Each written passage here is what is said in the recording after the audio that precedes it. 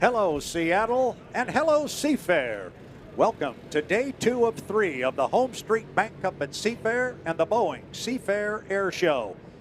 My name is Brad Luce. I am joined this morning by Corey Peabody, Kay Brewer, and our producer engineer, Kim Meredith. And it is Seafair weekend. As I said, it is day 2 of 3. It is Saturday. I don't think you can get a more glorious sight in the Pacific Northwest than the view we have right now from atop the Pitt Tower or anywhere along the shores of Lake Washington or perhaps on the log boom. This is Seattle at its very finest. I mentioned Corey Peabody joining me up here on the tower. He is helping out with our H1 Unlimited portion of the broadcast. The U-40, the Beacon Plumbing, with Dave Villwalk is out on the water. Corey, I opened the broadcast by saying this is as good as it gets in the Pacific Northwest. This really is a beautiful day. It's absolutely beautiful. It's great to be in Seattle and have boats on the water again. It's been a couple of years, and here we go. Here we go indeed. It is on our schedule, which we will be walking through here very shortly. We'll go through everything that will occur today, but right now it is H1 Unlimited testing and qualifying, and actually, to say that correctly, it is H1 Unlimited qualifying and testing. This right now is round 2 of our qualification runs. We did round 1 yesterday. Dave Villwalk was our second fastest qualifier, turning a lap at 1:51.096. And just like that, Corey, he's on the clock. He's on the clock. He's looking to come down that front stretch going into that first turn. He's going to come out of here. He's dumping the wing right now. He should be able to get the boat up and start getting that turn wound up. Water conditions right now, to me, you're the driver. They look much better than they did yesterday. Oh yeah, there's a nice little ripple on the water. Helps the boat stay off the water. So this should be great for these guys. And the wind is gone, so let's see what they can do.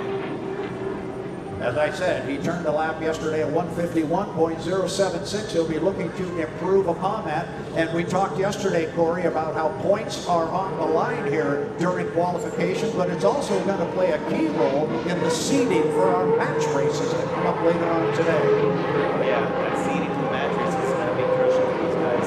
They don't want to go against who they have to get their lane position. So, oh! Settle it down, Dave. Looked to me like he picked up the right spots. Yeah, he didn't look like it. He did. So he got that one, Corey, at 1:51.374. So that is an improvement by 0.3 of a mile an hour. That's great for him, but let's see what he gets on this next lap, because that was close down there in turn 1. Yeah, I'm sure the crew members had their heart in the throat for a moment. They just got this boat all put back together from disaster that occurred in the Tri-Cities 1 week ago. Dave again on the clock. Got 2 o'clock. Sorry, Corey. That's all right. I'm sure Kelly's thinking, settle down. We've got a good qualifying speed. Just bring it home.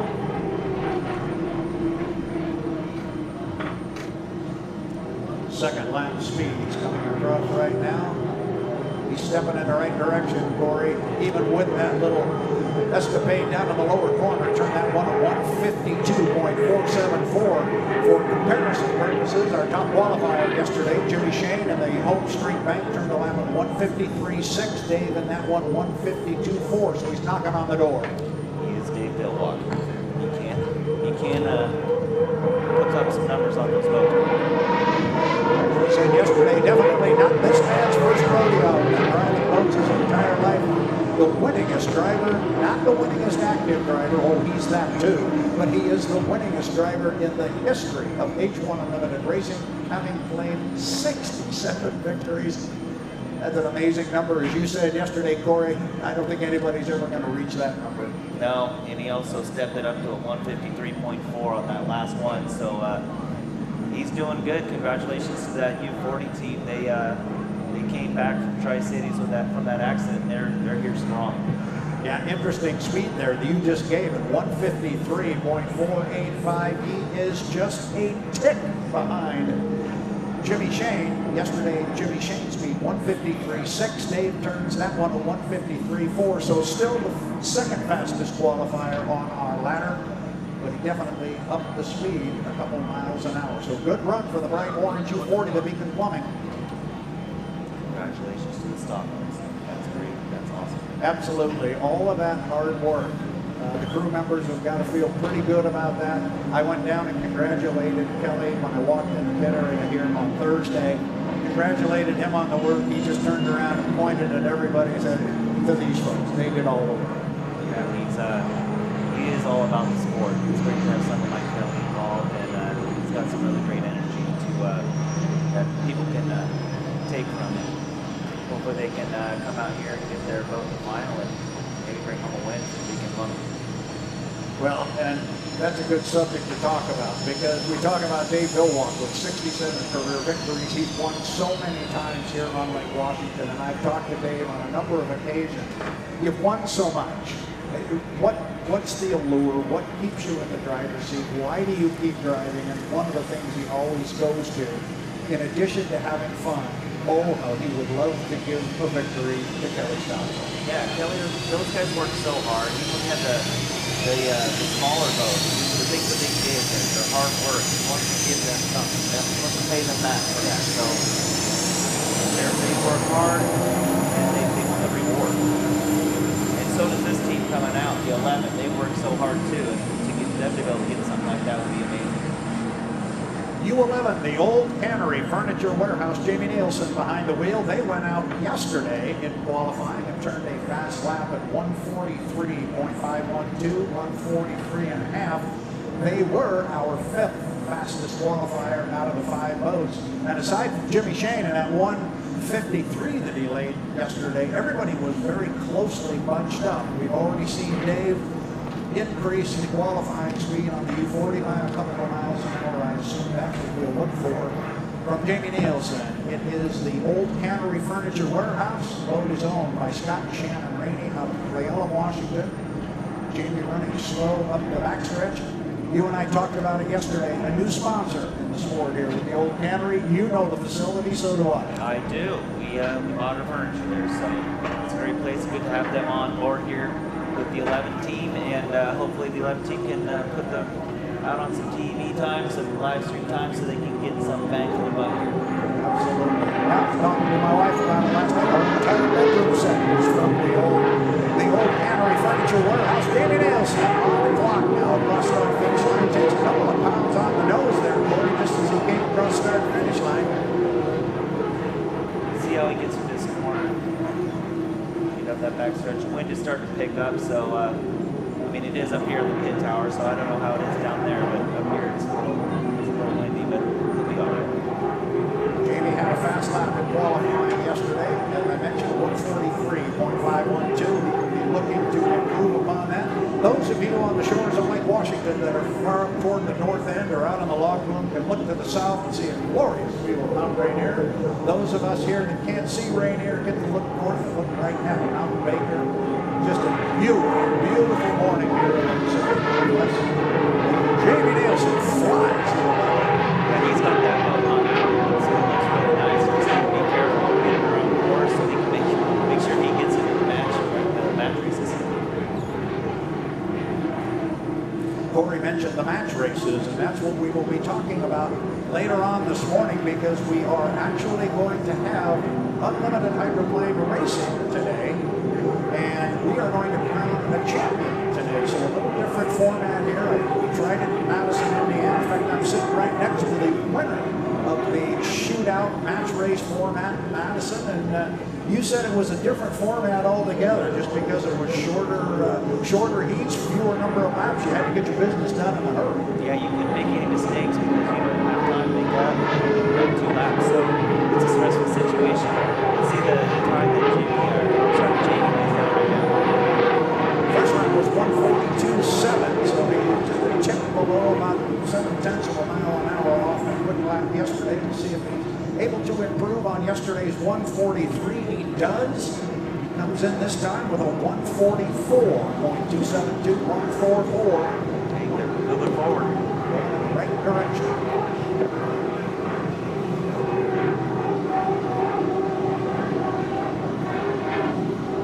What's interesting here, Corey, is he's sitting at 144.2 right now.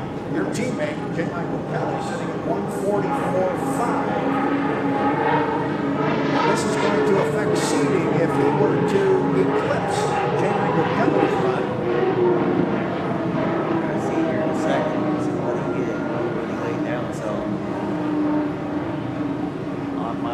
whiteboard here. I got a 144.1. Oh, he's close. Yeah, he's Look real at close. Mike's speed there, 144.5. So the good news is Jamie Nielsen was able to improve on his speed qualifying wise from yesterday, but he's still just a tick behind J. Michael Kelly. 144.184. His fast lap was number 2 at 144.27. Yeah, well, we were able to get by about a mile an hour so from yesterday, so that's great. That's a step forward. How much of that is what they did overnight or changes they made on the boat versus better water conditions? I think the water conditions yesterday was extremely windy, so I think that had a lot to do with it. But any progression on the speed is good, so we'll take what we can get. We mentioned your teammate, the U9, Boitano Holmes, J. Michael Kelly. And we were talking about his qualification speed from yesterday. He's lifted off the trailer just now, steps into the water here from Lake Washington. He will be out on the course very shortly. I believe next up is going to be the U91, the Goodman Real Estate, with Jeff Bernard behind the wheel, and Jamie Nielsen, the U11, the Old County Furniture Warehouse, comes back to the dock after a very successful run out there on Lake Washington. Jeff, the 91, we're at 148.5. That's going pretty good. He's in that bunch that you talked about with the group of boats. We're all close. He's the leader of that. So hopefully you can go out there in this nice weather and up that just a little bit. Yeah, we always talk about the first lap, and then the second lap seems to be quicker, and then the third lap quicker. Yeah, he did. He laid down a 141, then a 143, and then into that 125. Excuse me, a 142, 145, and a 148. So he was really stepping it up a little bit. And I think he turned some heads. I know you and I kind of took it back a little bit when he hit that 148. That was a nice run. It was great. I was happy for him. He needed that. So hopefully go out there, maybe get the 149, maybe a 150. It'd be great to see another boat in the 50s. So hopefully he can pull that off this morning. Attention to this, please clear the fire lane for the Union 76 fuel truck. Please clear the fire lane for the Union 76 fuel truck. While we have just a break here and waiting for Jeff Bernard to take to the water, let's take a quick look at our Saturday schedule. Once again, Seafair has done just a tremendous job of packing all the action together here, keeping the activity going and going constantly on the water, in the air, and on the shoreline. We are right now in the middle of an H1 Unlimited qualifying session, which will be followed by more H1 Unlimited testing. That's going to take place until 10:15 when we're going to have race number 3 from our J Hydros. And if you haven't seen the J Hydros run, you don't want to miss it. It is a great show. It is right here off of the east edge of the pit area. The J Hydros will run their heat 3 at 10:15. Then at 10:35, we're going to bring our vintage hydroplanes out on the water. We have 4 of them here this weekend. They will take to the water for their exhibition on 10:35. Start through the schedule. That's always one quick way to get a hydroplane out on the water. And we have it, the U91, the Goodman Real Estate, driven by Jeff Bernard. As we were just talking, had that quick lap yesterday at 148.5. Looking to improve on it, Corey. Absolutely. It's great to have Jeff on the water right now and that local sponsor. That beautiful gold and black boat coming out of that turn right there. We're going to see it come down the front stretch, and hopefully we can get him going and get some great laps down. So here comes Jeff. He's driving it. He is indeed driving it, floating it with a bunch of air underneath the boat.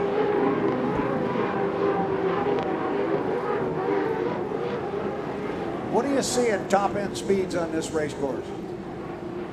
184, 185, I would guess they're seeing. I'd have to go in the truck and look at the data, but I couldn't tell you. They get upset. Oh, you mean there are certain secrets here that we can't let out? Well, you know, some people don't like it. Top end of the race course. Jeff Bernard, Goodman Real Estate, and Corey said it, the beautiful black and gold. Jimmy Labrie and the people that got together and painted that one. Gold is not an easy color to work with, and man, it's a beautiful hydroplane. It's beautiful out on the water. It's beautiful when you get up close to it. Jeff is really driving this boat here in qualifying. It's impressive to watch what he's doing. Hopefully it really pays off for him. He gets that boat up in the 150s.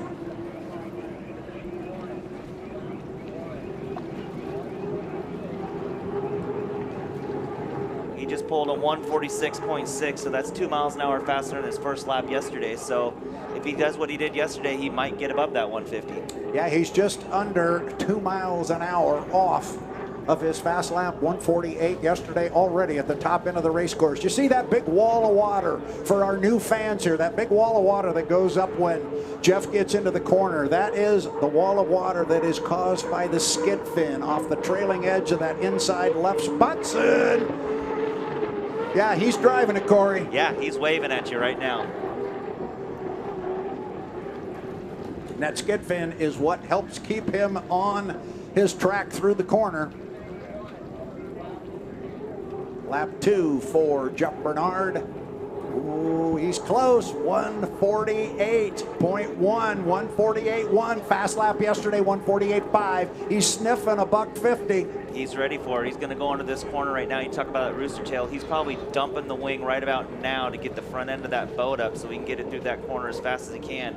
He's probably got the trailing edge of the wing down all the way right now, and I bet right about now he's starting to roll that wing over to control the front end of that boat, but he's coming here towards start finish to really get that lap up on speed. Okay, Corey, we got some new fans floating around out here. He's dumping the wing up there. What's he doing? So he's got 2 pedals on, he's got 3 pedals in the boat. There's a gas pedal and there's 2 pedals that operate the front canard. So when he's going into that corner, he'll turn the wheel, and when the skid fin grabs and starts to pull you around the corner, then he shifts his foot from one pedal to the other, and it brings the trailing edge of that canard down. When that happens, it brings the front end of the boat up. So he's going through that corner, brings the trailing edge down, brings the boat up with his foot, and it helps speed the boat up around the corner. And then as he comes off the corner, he'll keep that trailing edge down as long as he can until the boat starts walking or flying too high for him. Then he'll slide his foot over onto the other pedal, and he'll bring the trailing edge of the canard up, which will flatten the boat out. And so he doesn't want to let off the throttle. He wants to drive the boat 100% with the canard. And so the canard being the leading edge on the boat, which, as you just explained, he can control from the cockpit. Now that rear wing on the back of the boat, that is set in the pit area, can't move that one. Yeah, that's set at a certain degree that they like. You know, it changes throughout the day with the temperatures and stuff, so the air gets thick or thin and they want to move it a little bit. Water conditions, they'll change that. So that one sticks while they're racing. They'll come in and make adjustments, you know, with what's going on, but that front canard that he's doing, that's a constant thing that he's working his feet with all the time when he gets in that boat to where he gets out of that boat. Well, he was apparently doing it well. That last lap, Corey Peabody, 149.604 miles an hour. So he was sniffing that 150, didn't quite get there, but yesterday's fast lap of 148.5 is now out the window, 149.6. That's great. We got 2 boats that have improved from yesterday, so that's great for the fans. Hopefully today we can get some good match racing, and these boats will be really moving around that course. Yeah, our top qualifier right now is from yesterday, the U1, the Miss HomeStreet. They still will have an opportunity to come out and run this morning, but their fast lap yesterday was 153.6. Dave Villwalk went out this morning at 153.4, and we've already had a 149.6, so you've got 3 boats right on top of each other. Yeah, so that's, if you can get that slower boat on the inside lane and that faster boat on the outside, it's amazing what you can make up. I mean, you and I talked yesterday 4 miles an hour, so 3 to 4 or 5 miles an hour depending on what lane you're in. So it's really anybody's race. Even though that looks like some numbers are higher than the other, it's not that bad. So these guys just need to keep doing what they're doing and worry about what they got going on, and just keep grinding. So out on the water now, your teammate, Corey Peabody, J. Michael Kelly. He's much more than a teammate. This has been a friend, a family member. You know this guy as well as anybody. I do. We've known each other for a very long time. I hope he can lay down some better laps today, because I know the 144 was hurting him yesterday. But, you know, one day it can be your day, and the other day, next day it can't. But hopefully we can make this his day. J. Michael Kelly off the top end of the race course. He will come down. We'll get him on the clock. What's interesting with our qualifying so far this morning is we haven't had any changes in positioning of our qualification ladder. They are still in the same order, although everybody that is hit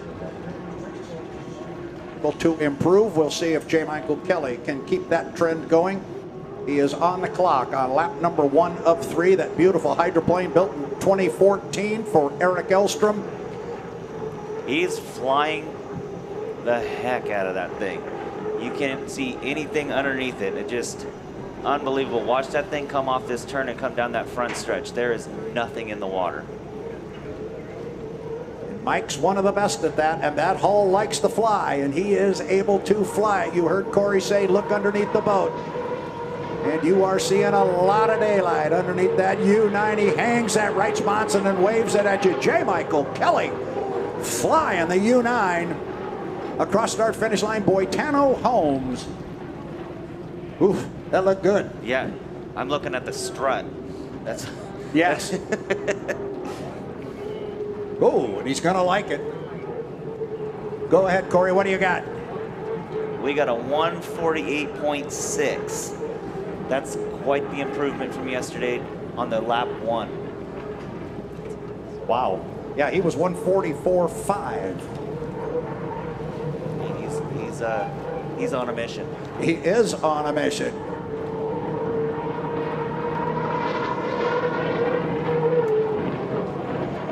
He slowed down. He dumped a bunch of them again. It looks like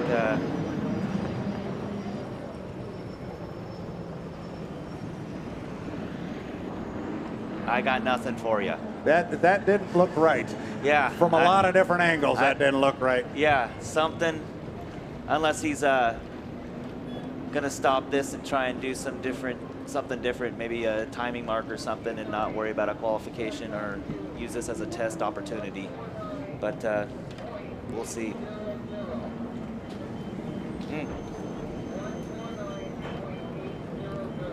So what I'm seeing here is he ran a 149.8 in it. They're giving that a test lap. So they must have went to H1 and said they wanted to test, because I know they changed some stuff last night. So they're using this as a test versus a qualifying.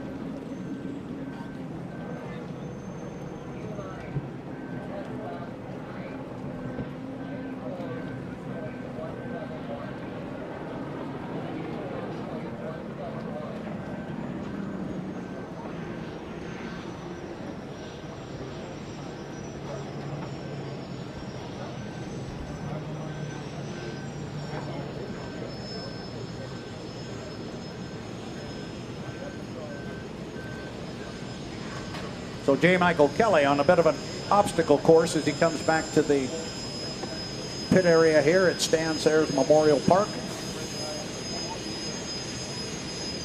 Got a piece of trivia here for you, Corey. Back in the day, 1957, I'm not sure you were around quite yet. Not yet. I was. 1957, when they built this little piece of land here specifically for unlimited hydroplane racing, they referred to this place as Quill Shaft Lagoon, because the quill shaft was a tiny small piece inside the Merlin and Allison engine, and it was the Achilles heel of unlimited hydroplane racing. Back in the day, you'd hear of the breaking of the proverbial quill shaft. I never knew what one was as a little kid, and I always figured it was about the size of one of these tables. It's about 3 inches long.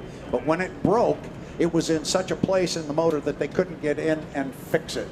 not during the same day. It would be very difficult to get in. It just was too time consuming. All of that changed in 1958 when the Hawaii Kai team learned how to do it. They broke a quill shaft, were able to come back in the same day, change it, fix it, and go out and claim the Gold Cup. And now I'm into minutia, and I didn't mean to go that far down here. I was just going to tell you, they used to call this Quill Shaft Lagoon.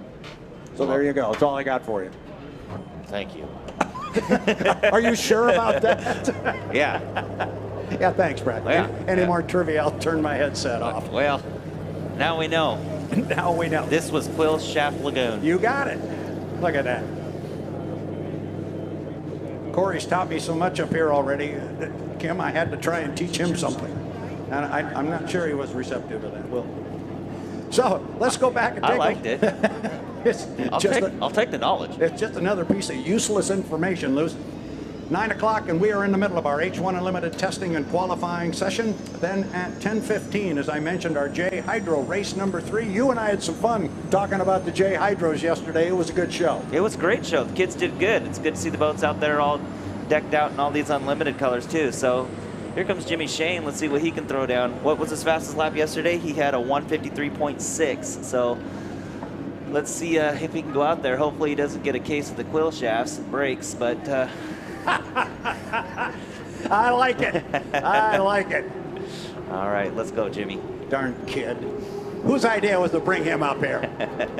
Jimmy Shane, driver of the U1, the HomeStreet.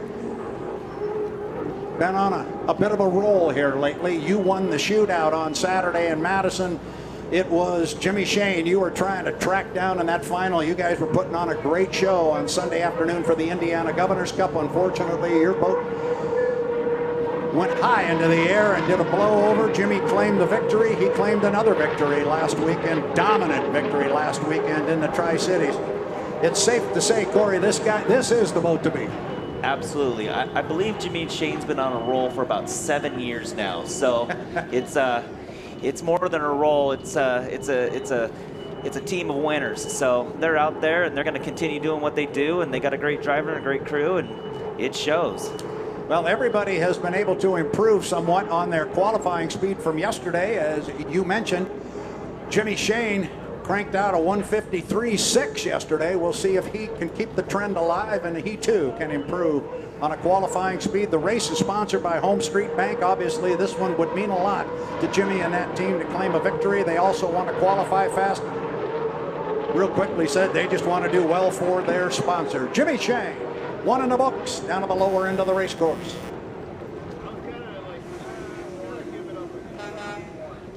Speeds are starting to come across right now. Let's see what he got. Now you see it 155.085. Well, Brad, that roll still continues. It does. Yeah, he's still going. I think it is still up and moving. They got that thing wound up. It's going to be impressive this next one. I'm actually really excited to see what he can do on his lap 3. He's holding it tight to the buoy too, which is not what he was doing last weekend. Right, he was running way on the outside, stayed outside and qualified, stayed outside all race day long, claimed the victory from the outside. That boat just floats so nice. That boat's impressive. They've done some beautiful things with that boat, so congratulations to them. That's a lot of work. A 157.0 on that one. Wow. Yeah, that's moving. That is picking them up and laying them down. That's Jimmy Shane and the Miss HomeStreet coming out here making a statement. yes. Boy, you're right. He is painting the buoy. Yeah, he is. Wow. That thing's humming too. He's walking it nice down the straightaway here. Corey, when you get that speed, kick it out for us. 157.1, so he upped his second lap by 0.1. Wow. Well done, Jimmy Shane and Miss HomeStreet. That's impressive. 157.143 miles an hour. And that's going to complete our second run through the qualification ladder. Everybody was able to improve on their speeds. We will now take a look at their speeds versus yesterday and versus each other. We will come up with our ladder, if you will, from top to bottom, because that is going to affect the seeding for our match racing coming up later on today. That'll be coming up at 10:55. Also will affect the national high points because points are on the line. And we have to remind the fans here, Corey, as well, that all of these boats have to go through tech inspection. So the speeds we're giving you are official speeds, but they are not official qualifying speeds until they are certified, or said another way, the boat goes through and passes tech inspection. That's correct. As we know right now, the 40 is cleared, the 11 is cleared, the 91 is cleared. Wow. So those guys, all what they ran today is that's their qualifying speed. So congratulations to them. They all stepped it up, and we'll see if the 9 clears and the 1 clears. Congratulations to H1. I know they are working diligently to get the boats and get the information through tech and get that information to us as fast as possible. And so far, so good this morning. So congratulations to them. Again, it is just a glorious, glorious morning here on Lake Washington. I've tried 3 times to get through this schedule. I don't think I have a boat on the sling or in the water to come out right now. So let's see if we can't walk through and complete our schedule. We opened up the gates at 9 o'clock this morning, and we began with H1 Unlimited testing and qualifying. We've had our qualification run. The course, from my understanding, and we are monitoring the H1 radio, will stay open now for open testing for the H1 Unlimiteds. Then at 10:15, the J Hydros will come out for their 3rd race. At 10:35, our vintage hydroplanes will take to the Ted Jones race course. They will come out for their exhibition.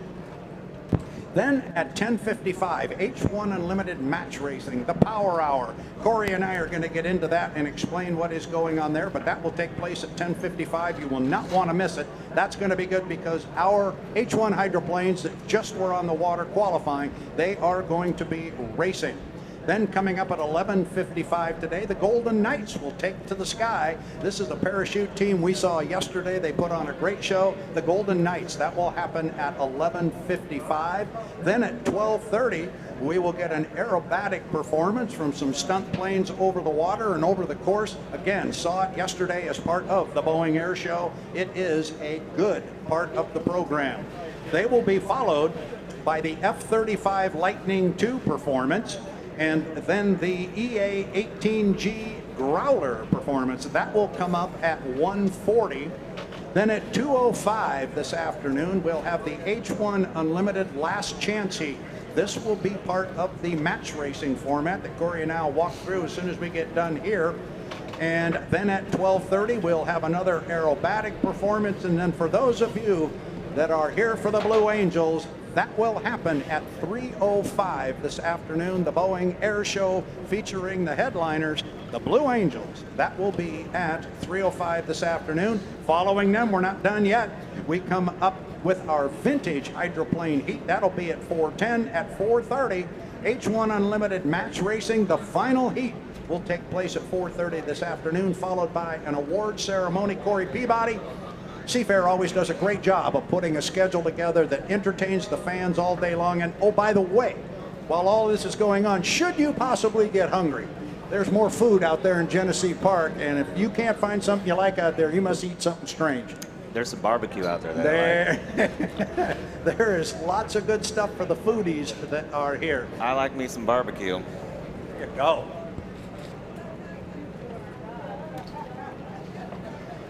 So race fans, the size of the HomeStreet Bank Cup and the thousands of people that will be in attendance this weekend make it impossible for us to make announcements of a personal nature.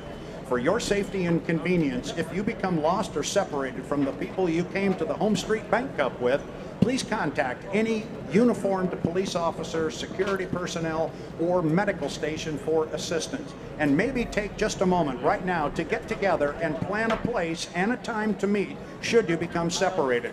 Personal announcements on the public address system are limited to only medical emergencies. Thank you for your understanding and enjoy the HomeStreet Bank Cup at Seafair.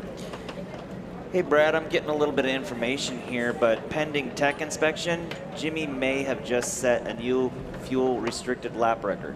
Wow. Yeah. Wow, wow, wow. We talked about fast speeds out here yesterday, but those were of the non-fuel restricted area, and I thought, well, what do you got right there for qualifying on that 2-mile course? This is restricted, what we're looking at. I mean, this is unrestricted, so right. we gotta do some digging. But if he did that, that's awesome. Yeah, it is, and it's interesting to look. We're looking at the unrestricted record here from 1999. Dave Villwalk into Miss Budweiser turned a lap north of 163 miles an hour. But every year, Corey, with these quote-unquote restricted fuel flows, it does have an impact. But every year, that number just keeps inching up a little bit higher. They're getting closer to those non-restricted numbers. One of these days, those are all going to go away. Yeah, we're rolling out there. I mean, man, it's not boring like that guy said. That's right. It's not. David Bryant, I'm sorry. Yeah. I don't know. We don't want to call you out, David, but it's a lot of fun, and those boats are moving, and Jimmy just proved it. That's wow. That's great for Mike Hansen and Charlie and all those guys over at the Home Street. Even that's impressive. That is impressive. Congratulations to them. We'll hold that back just a little bit until we find out they cleared tech. But once we hear it, we'll pass it along. But it looks like not only are they red hot and ready to go, they may have set a record in the process. We'll monitor that. Race fans, if you're feeling hungry, not yet lunchtime, but you know what? They'll serve you food now. If you're feeling hungry, you have come to the right place. In Genesee Park and throughout the Seafair weekend, you will find endless tasty options. And while you're out in the park, be sure to visit the wide variety of displays, sampling, and the vendors. There is shopping out there, there is food out there, there's souvenirs, there's clothing. Anything you might want, you could probably find it in Genesee Park. Go out and go visit our vendors. They would love to have you come by and say hello.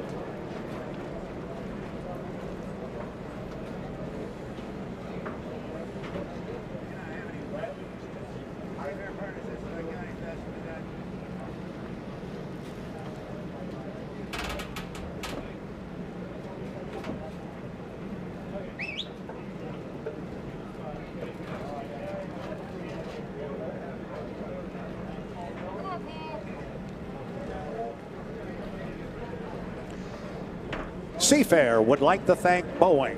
Boeing has been a Seafair partner since this iconic festival and its signature hydroplane races began more than 70 years ago. Boeing is committed to reinvesting in the Puget Sound community through charitable giving, partnerships, and sponsorships like the one they have with Seafair. Thank you, Boeing.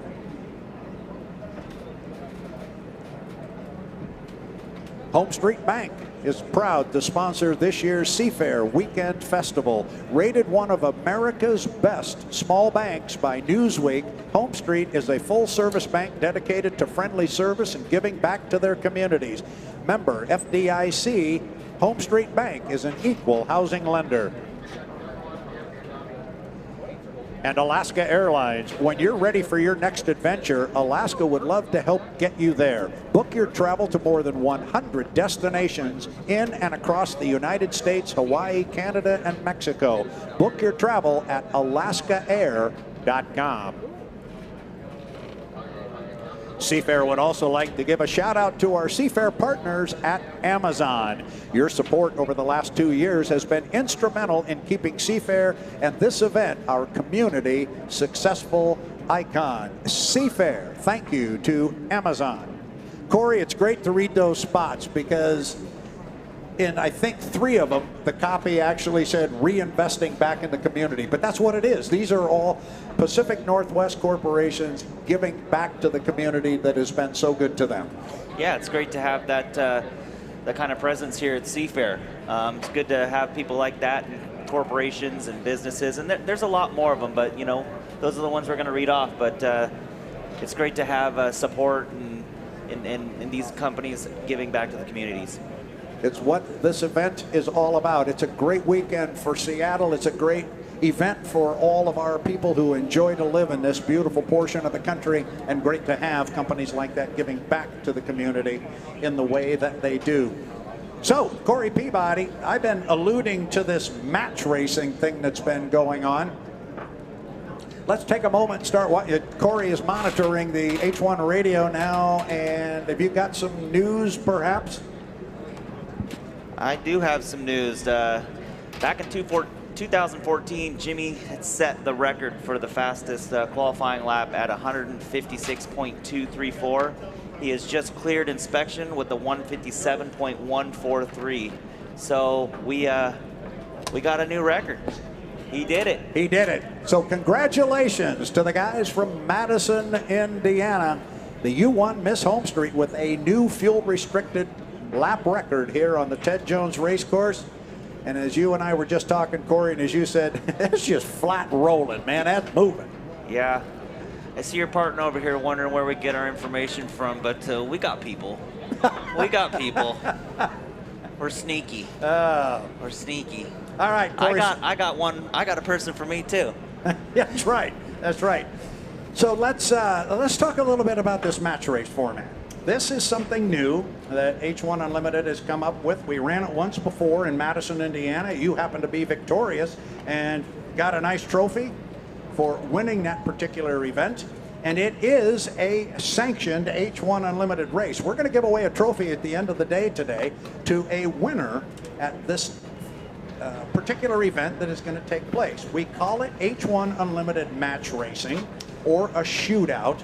And what we're going to try and do, Corey, is we're going to try and put more action out on the water on a Saturday and give the fans that are here a better show. And at the end of the day, we're going to run a final heat and we're going to crown a champion. I think that part of it is really cool.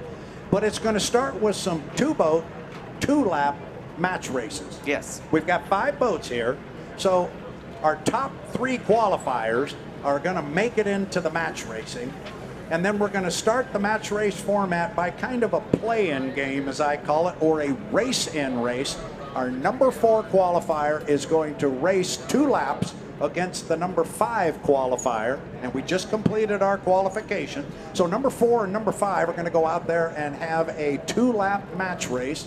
The number 5 qualifier is going to be on the inside lane. The number 4 qualifier is going to be on the outside lane. So it's an assigned lane, but they're going to go 2 laps. You don't have a lot of time to get stuff done. You better be on the line at the right time. You got to get to that start-finish line with your foot all the way to the floor, and you have to go. There's not a lot of time to be messing around with a 2-lap race. You can't be patient. Like in the final, you have 5 laps. Be patient. You'll get where you need to go. This is 2 laps. That guy wants to win because he don't want you to win. So you need to get in there. You need to get it done, and you need to not make a mistake. And these races are important beyond just today because the points earned do count toward national high points. Now, I hope this doesn't get too confusing, but the winner of 4 versus 5 will technically then be entered into our quote-unquote match racing or shootout. So now we have 4 boats. Number 1, our top qualifier, Jimmy Shane, is going to run against our 3rd fastest qualifier. They will have a 2-lap shootout, the winner of which will automatically be seated in our final heat. Then the winner of that race between number 4 and 5 is going to take on our 2nd fastest qualifier in a 2-lap shootout. The winner of that heat will automatically be seated in our final heat. Then we're going to take the other 3 boats that haven't yet been put in the final. We're going to throw them out there for what we're going to call a last chance heat. Going to go 3 times around. And the 1st and 2nd place boat get dumped into the final heat. We have a 4-boat final this afternoon, and somebody's going to be a winner. Somebody's going to be a winner. Somebody's going to be a loser. Somebody's going to be a winner. We're going to get to see some boats on the water today. That's what I'm happy about here in Seattle. Absolutely, boats on the water in Seattle, and they will be racing, and it is important because national high points are on the line, and even if they weren't, but they are, but even if they weren't, you guys just like to race. That's what you do. You're a racer. We like to drive our toys. Yes, you do. We're lucky enough to get to drive these big, giant toys around these waters. And I'm actually having a lot of fun up here with you. Well, we are enjoying the heck out of having you up here. This is Corey Peabody, unfortunately unable to drive this weekend. You'll see the U9, the silver boat trimmed in orange here. It's on the sling. Looks like J. Michael Kelly is going to come out here and test again on the Lake Washington Ted Jones Racecourse. Corey Peabody would like to have his boat there as well. It looks very similar to that one as far as the color scheme. It too is part of the racing stable of Daryl and Vanessa Strong. But unfortunately, Corey had a pretty disastrous accident in Madison, Indiana during, and I said this yesterday, I'll say it 100 more times, during perhaps one of the better final heats I've seen in my life. You and Jimmy Shane just squared off and said, all right, I'm going to throw my best punch. He was going to take it and throw it at you, and you guys were just going at it. We were going at it. We had an amazing race. It was, you can't get any better at Madison than that. You know, that was a lot of fun. It didn't end the way I wanted, but you know what? I was deck to deck with the guy who just set the Seafair record, so if you like apples, how you like them apples? Yeah, how do you like them apples? They look pretty darn good to me. I had the good fortune to be broadcasting and calling that final heat with my good buddy Jeff Ayler. I know the two of us were just about as excited and as we could be, and we love to do that as announcers, but forget us. That's what you want to do. You don't want to go out there and beat somebody by a lap and a half. Okay, maybe that'd be fun once. But you have that competitive need. You want to go out there and do what you did in Madison and really go at it with somebody. Yeah, winning by a lap and a half is great, but when you're deck to deck with Jimmy Shane, it's a thrill. And just knowing that the fans are getting something to watch was a lot of fun. And we went out there to win, and we gave it everything we can. And unfortunately, Jimmy and I both hit that roller, and he was able to get over it, and I went right into it, and just over I went. So, I mean, it was a racing accident, but, I mean, there's nothing we can do about it but fix the boat, make it better, and bring it back next year. Yeah, maybe give us what you can. I'm going to assume you guys are doing some trick stuff in that boat now that you have the opportunity to rebuild it, but give us a little update on the rebuild. How are things going? Absolutely not, but thanks for asking. Perfect, there you go. So, the U9 and Corey Peabody will be back. It'll be ready. Yes, sir. No, sir. I love it. Oh, man. When you're in this part of the trade, you have to ask the question, young man. So there's a lot of ears right now. No, nobody's listening to us. No. Just you and me up here. That's why it's locked in a shop.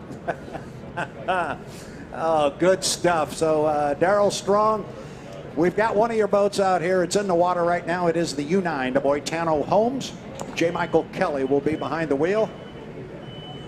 And we're going to pull together our qualification ladder now that everybody has cleared tech.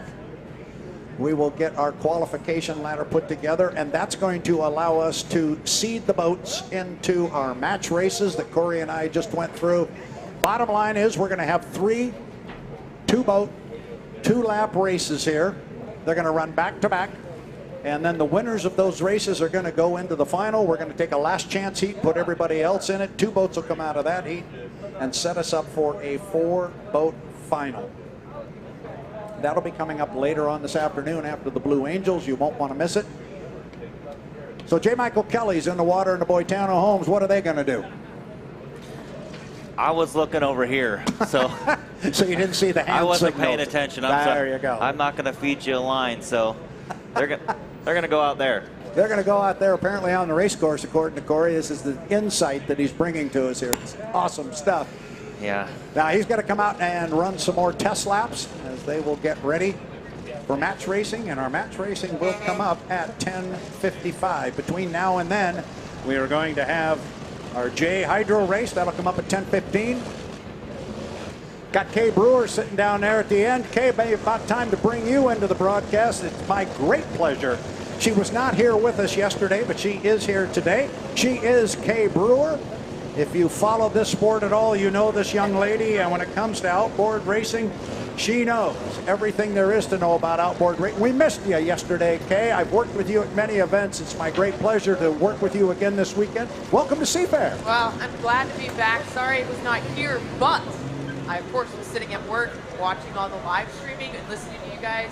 I'm excited to be back. It's fun to see the boats back out on the water. Like you said, it's been a couple years since we've been here, and the water conditions are ideal this morning. Yeah, well, they weren't yesterday, so where were you? We needed you here. I was at work. You Work? know that 4-letter word? I have to do that once in a while, between all the announcing and traveling across the states. Well, and there you led right into, tell us a little bit about where you were last weekend, because you were not in the Tri-Cities at the Unlimited Regatta. You were back east at the Outboard Nationals. Talk to us a little bit about that. Yes, I got the pleasure to do 6 days of the Pro Mod and Junior Nationals. We saw speeds of anywhere from the junior class, which we'll be seeing out here later on this afternoon, of 35. And I got to do some of the faster classes where they were doing an outboard hydroplane like you're going to see with the juniors at 110 miles an hour. It was over 400 entries were there, and it was 6 days of action-packed water. Wow. Wow. So while you were getting ready to go do that, we were scrambling out here and was looking to find a color commentator to help us out here with H1. How did I do here with Mr. Peabody? I'm going to take the fifth. Yeah. No, it is good to have Corey up here. It's nice to have a driver's perspective on everything that's going out onto the course. He, like you said, he was talking about the canard. He explains everything to a T because he's been out on this course numerous times. And Corey, welcome to commentary. Thanks. Pleasure to be here. Where's your notebook? It's right here. I'm winging all this. I was pointing, Corey, to your boss. The boss was walking by there. You see him headed down pit row. Yeah, there he is in his favorite. There he he is. Yeah, he hears us talking about him. Oh gosh! So we pulled this team together, and we are having fun up here. We hope you, the fans, will have fun. I see them starting to fill in on the beach a little bit. I also see more and more boats finding their spot on the log boom in the backstretch, the famous log boom here on the Ted Jones Racecourse on Lake Washington. As Bill Munsey used to say, the world's longest floating cocktail party out there on the log boom. Always a great sight. The Blue Angels coming up later on this afternoon. H1 Unlimited racing on a Saturday. I can't think of anything else I would rather be doing. I'd like to be sitting in Charlie's motorhome right now. Look where he's got that thing. Absolutely. You can sit in the driver's seat and watch the whole race. I'd rather see you in a boat, Corey. Well, yeah, that'd be nice too. You've had such an exceptional year. You came hot out of the box right away, Corey. Your driving skills, I've watched you since you were back in Outboard days. Yeah. Has just excelled every single year. It's good to see you out on the boat. Can't wait to see what you guys are going to bring out in 2023. No, he's not talking about it. Yeah, I'm not talking about it. I know. Apparently that went away. Seafair would like to take this opportunity to thank Oberto. A special thanks to Oberto, the taste that brings you back. I just want to go fast. It's shocking. It's a boat racer's thing, Yeah. right? Just want to go fast. I did almost have the opportunity to go out 1100 runabout while I was in Dubuque, Illinois, and I watched him out there and I was like, I'm in. Who are you going to go with? Joe Johnson. Oh. Yeah, your brother never let me touch one of those. You don't get to run the runabout. I said, I don't want to run the runabout. I like the hydro. Seafair would also like to thank Chick-fil-A, our title sponsors of the Chick-fil-A Family Fun Zone. Thank you, Chick-fil-A. And Barnhart Crane. Thanks to Barnhart Crane for their continuing support of Seafair. And hey, Hydro fans, you want to get in close and see these boats up close, see the H1 Unlimiteds, maybe the vintage boats, or hey, maybe I got a youngster that wants to peek through the fence here and look at these J Hydros. You need a pit pass to do that, but they are available. Want to get into the pits? Purchase a pit pass at the Pit Pass booth at the entrance of the pits on Lake Washington Boulevard and get up close and personal to the hydros and the drivers.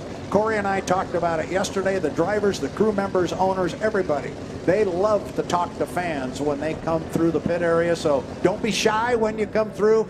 If you don't know who the driver is or don't know where he is, ask somebody. They will point them out. It's one of the best parts of hydroplane racing, and that is the accessibility of the drivers and the people that are involved in the sport. Get a pit pass. I saw the booth this morning, checked it out myself. It's right across the street from the entrance to the pit area. And coming up today, we have the driver's autograph session. If you don't see the drivers in the pit area, don't miss out on the annual Seafair Weekend driver's autograph session. It'll take place today in Genesee Park at 12 o'clock. You can get the autographs of all the drivers. The driver's autograph session again in Genesee Park, right next to the HomeStreet Bank display boat, will take place at straight up 12 o'clock. All I have to do is start reading copy, and immediately we get an H1 hydroplane on the water. Your teammate, J. Michael Kelly, taking the 9. The Boitano Homes out for a spin. Corey? Yeah, I don't know what they're doing. Well, I'm assuming they're just going to go out and do some more testing. So hopefully he can come out and lay down a lap, and we'll see what he gets. But excited to see what he can do. Looks like he's going to cut the race course here from back to front. we're in the testing time now, aren't we? Qualifying's over. I believe this is testing time. So he's going to get some timing marks right now. So he's probably just doing his timing marks from that cut. He'll come down here. He's making marks at all these buoys, so he knows what it takes to maintain his 80 miles an hour. I'm guessing right now he's probably doing 85. He's running mark. He'll come here, probably call a mark. And he'll call a mark, and he'll do that all the way around the race course so he can go back to his map, put all his times down, and know where he needs to be at what time. So he's got somebody on the radio with him, logging all this information, and then they'll sit out and detail it onto a map and know right where to be when. Yeah, so he'll call marks at all these buoys. Some people call them at every single buoy. Some people call them at entrance, apex, exit, start, finish, and then the same down on the other side of the course. But it just depends. But he needs to be able to know, like 45 seconds when we're coming to the start, finish. Like if it's at start, that entrance right there, he needs to be at 45, and then it'll take him 20 seconds to get to the turn, or 10 seconds, or whatever it is to get to the exit, and then put his foot into it and come to start finish. He just needs to know all that so he can maintain that 80 miles an hour so he doesn't get the 0 points for the heat. And the reason he is doing this, in the event we have somebody who's for the first time coming down here and looking at this madness and going, what in the world is going on here? Timing marks? Why is he going so slow? Why is that important? As Corey was just explaining, timing marks at different spots on the race course, all of that leads toward the one important piece to the puzzle. Hydroplane racing is run on a clock start. And the name of the game is put your boat on the start-finish line, which is halfway down this front straightaway, those two big white buoys that look like barrels floating out there. Put your boat on the start-finish line. When the clock strikes 0, have a lot of boat speed and a clear lane. Corey, you don't want to be 3 ticks late, but you also don't want to be a tick early. Jump the start. You got to run an extra lap. You don't want to jump the start, that's for sure. And you also don't want to be late, like you said, because if you're late, people are ahead of you. Going into that first turn with 4 or 5 boats wide and people are ahead of you, it's not fun. There's a wall of water on each side of you and you can't see.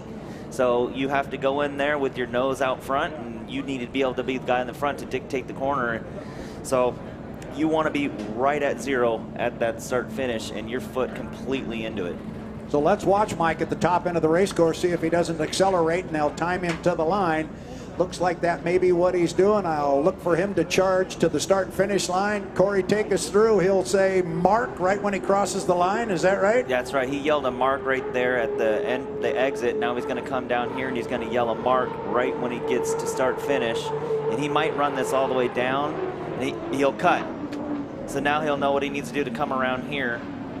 He's going to cut. He'll know the time. He knows how fast he was going off that exit to that start finish. And all this plays into the chess match before the game. Because the boats will come out on the water 5 minutes before the start to the heat. So this is what they will be doing during that 5-minute period. And so they want to know how long it takes them to get from point A to point B. And all of that looks really cool, I'm sure, on a piece of paper. But then there's 3 or 4 other guys out there that have the same idea you do. Well, you got to have multiple ideas. It's the 80-mile-an-hour rule is, it doesn't bother me. Some people don't like it. It doesn't bother me, but it's the stressful part of before the race. That maintaining 80 in one of these is not easy. People think it's really simple. It's not. It's the most stressful part. You got to maintain the 80. You got to worry what this guy's doing. Got to worry about what the other guy's doing, and then you got to worry about what you're doing too. So you need to really pay attention and know what to do. So when you go into that corner at like 80, 82 miles an hour, you actually got to squirt the throttle a lot to hold it up, because you'll drop about 10 miles an hour. So when I go into that corner, I like to be in there about 90 miles an hour so I don't have any issues from the tech truck at the end of the heat. So Corey's talking about that 80-mile-an-hour rule again for our new fans to the sport here. Once the boats leave the pit area at 5 minutes before the start of the heat, they must maintain 80 miles an hour or above until such time as they hit the start-finish line. And you said last time you thought Corey might come, or you thought Mike might come hard across the start-finish line and bring it all the way down. He did that last time. I thought he might run a quick lap and finish it off, but it looks like he's going to bring it back in. So the boats have to stay above 80 miles an hour. That information is logged on a data recorder that is aboard the boat. And when the boat gets back to the dock, the officials will take that box out of the boat and download that information. And as you just said, it's a disqualification if you get caught running below 80 miles an hour for a certain period of time before the start of a heat. You don't want that to happen, because suddenly you not only finish behind the rest of the field, you don't finish at all. You are disqualified and get 0. You get 0. You never want 0. We don't have a throwaway heats like you do in the inboards. We call them throwaway heats, but you don't have that here. So you gotta get all the points you can. And I've jumped the gun and had to do a 1 lap penalty, 1 lap. But that's okay. At least I get some last place points if that happens. But right. You do not want a 0 point on your heat. Goose eggs are not a good one. And especially when you got a boat like yours that is in the middle of a national high points race. Yeah. And the national high points is they not only total up the points that are accumulated here at this race, and that determines final heats and so forth and things like that, but at the end of the season they total up all of the points that you earn during the season legally. And if you are the boat with the most points, you get the opportunity to paint the number 1 on your boat. You are the defending national high points champion. And that's a big deal. It's a very big deal. That is a very big deal, and Jimmy Shane has that honor. The guys down there in the HomeStreet camp, that's why their boat is U1. They've had it a few times. They have. There's a couple on there. They've had a few times over the last couple of years. I believe Andrew in 18.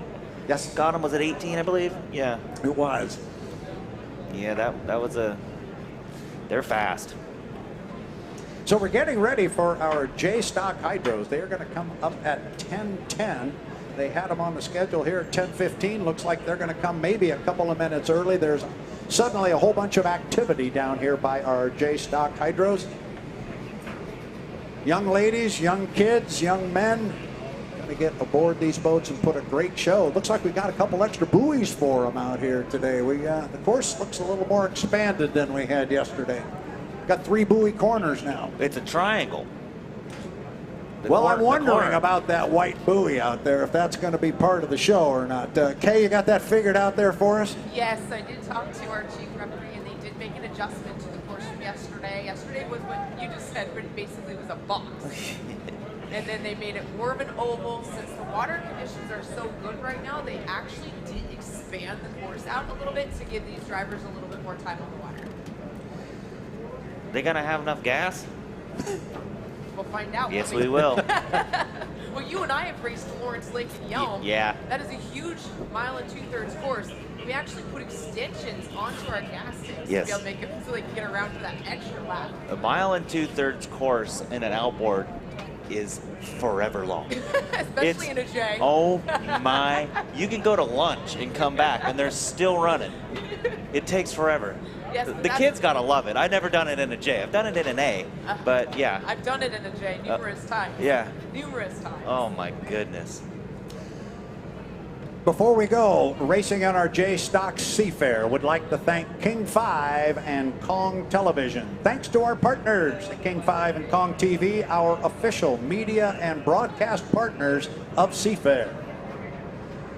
And the Collective Seattle. The Collective Seattle, an inclusive social club in South Lake Union. Your place to connect, work, relax, and celebrate. Drop in for a tour to learn more about joining the community or hosting your next event. Find them at collectiveseattle.com. Seafair would also like to thank iHeartMedia. A very special thank you to the folks at iHeartMedia, the official media and radio partner of Seafair. Thank you, iHeartMedia. So I think with the J Hydros, Kay, I think we're not going to put them all in the water. We're going to run 2 heats. Is that correct? Yes, just like yesterday, they are going to run 2 heats. They'll run heat 3A and 3B. It's going to be fun to watch these J crews out here because some of them are a little bit more experienced than the others, but that's the future of our hydroplane racing right here in our junior class. They're gonna take my job. They're coming. They're coming for you. They're coming for me. They're coming. They're coming for you. So, Corey, the deal was to have Kay come up here and take the lead on the J Stocks. You were going to help out with the H1. If you'd like to stay here and work with her, I'll take the headset off. And why don't you guys, if you want, walk through the J Hydros. It's a good show. It is. gonna be fun. And Corey, it'll be good to work with this with you because you and I are both outboard racers. That's where we got our racing career started. You got it started in the A class. I got it started right here in the junior class at 9 years old. I'll hang out. You'll hang out? I'll hang out. Oh, thanks, Corey. Yeah, it's no problem. Do you need a Diet Pepsi? I'm not a Diet Pepsi guy. I'm sorry. Oh, that's right, because you're a rock star. It's habit to buy these. That's all it is. It's habit. I don't know why. I don't even like it, but I just drink it.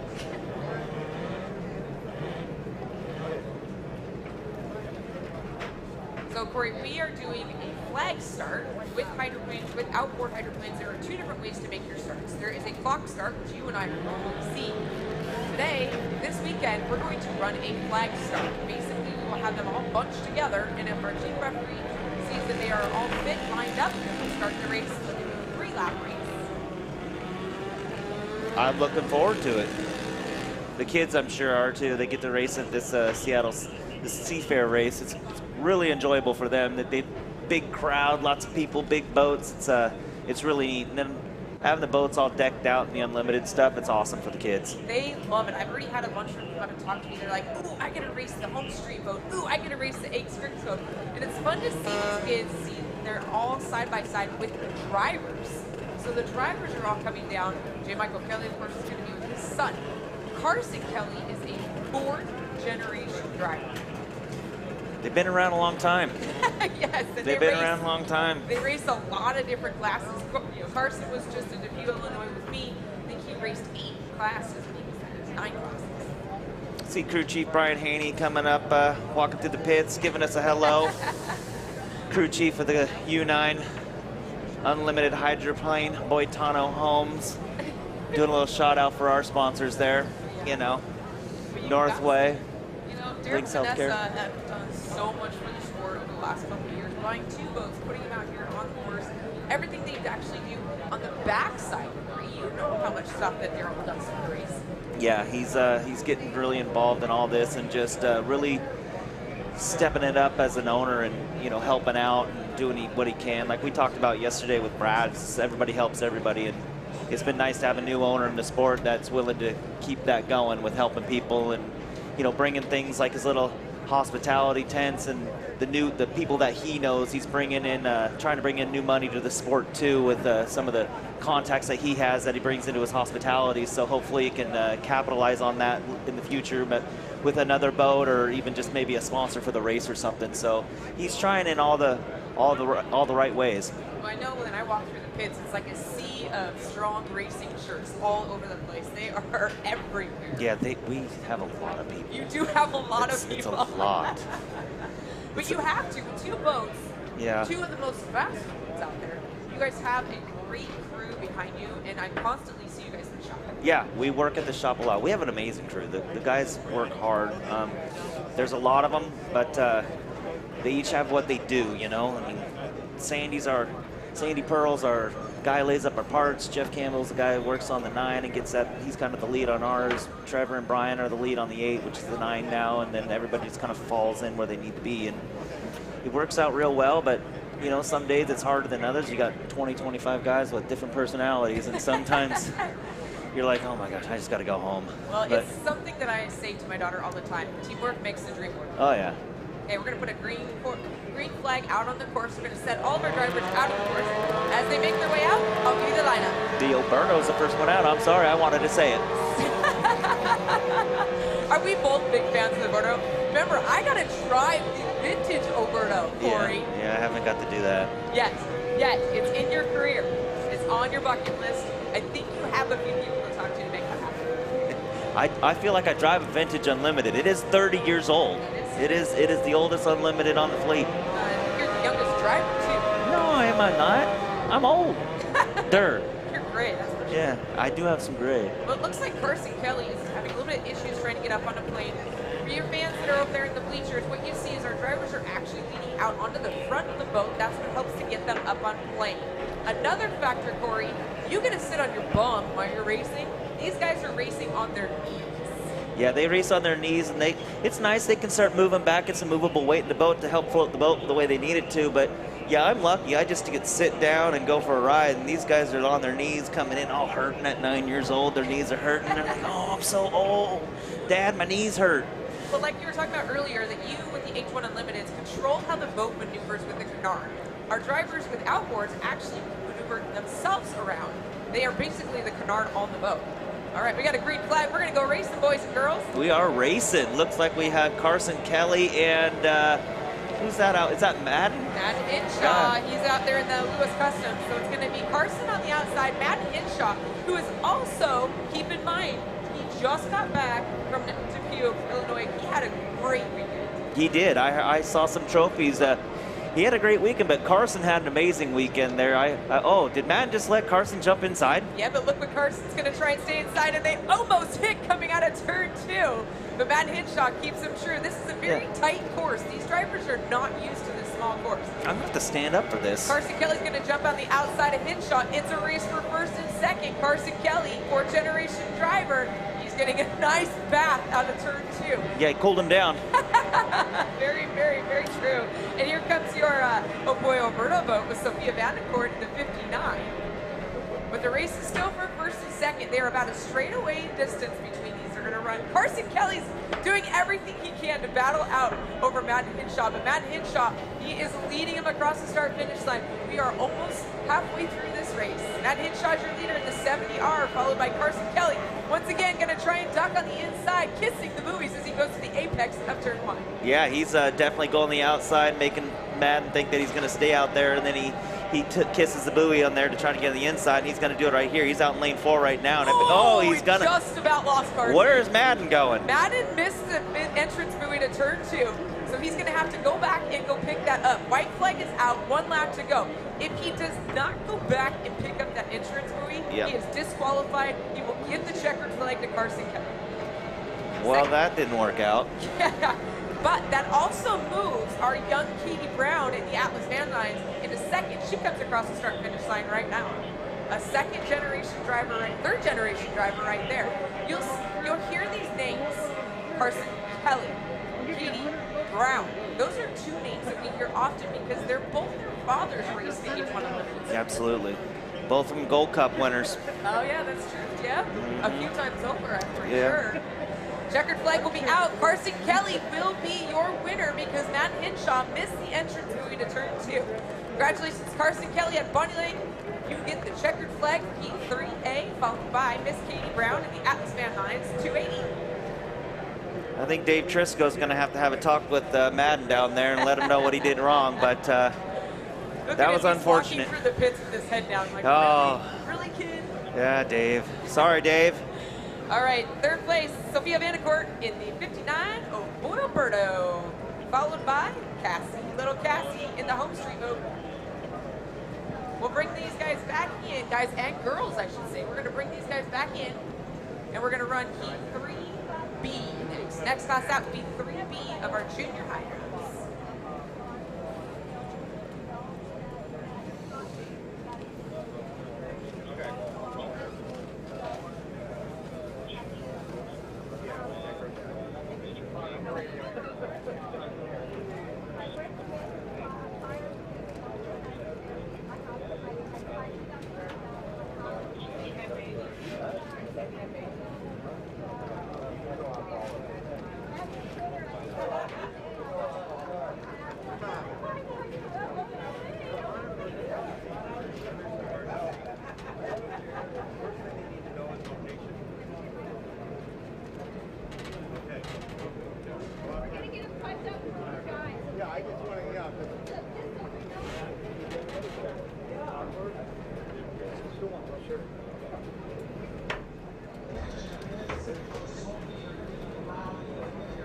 No smoking or vaping allowed in the pit area.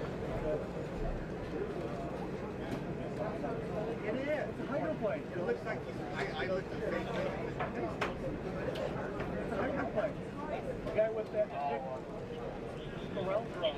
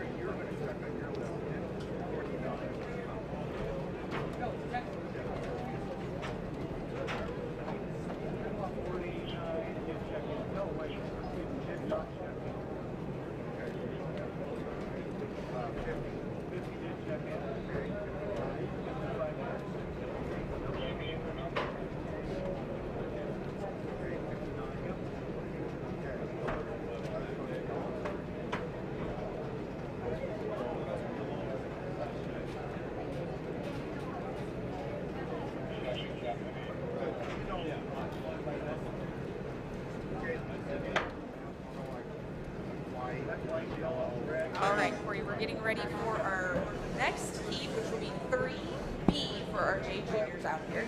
Keep in mind, these drivers are the young age, starting at the young age of 9 years old, doing 35 miles per hour in an outboard hydroplane. They're driving across the water at 35 plus miles an hour before they can even think about getting their driver permit, which is fun to see.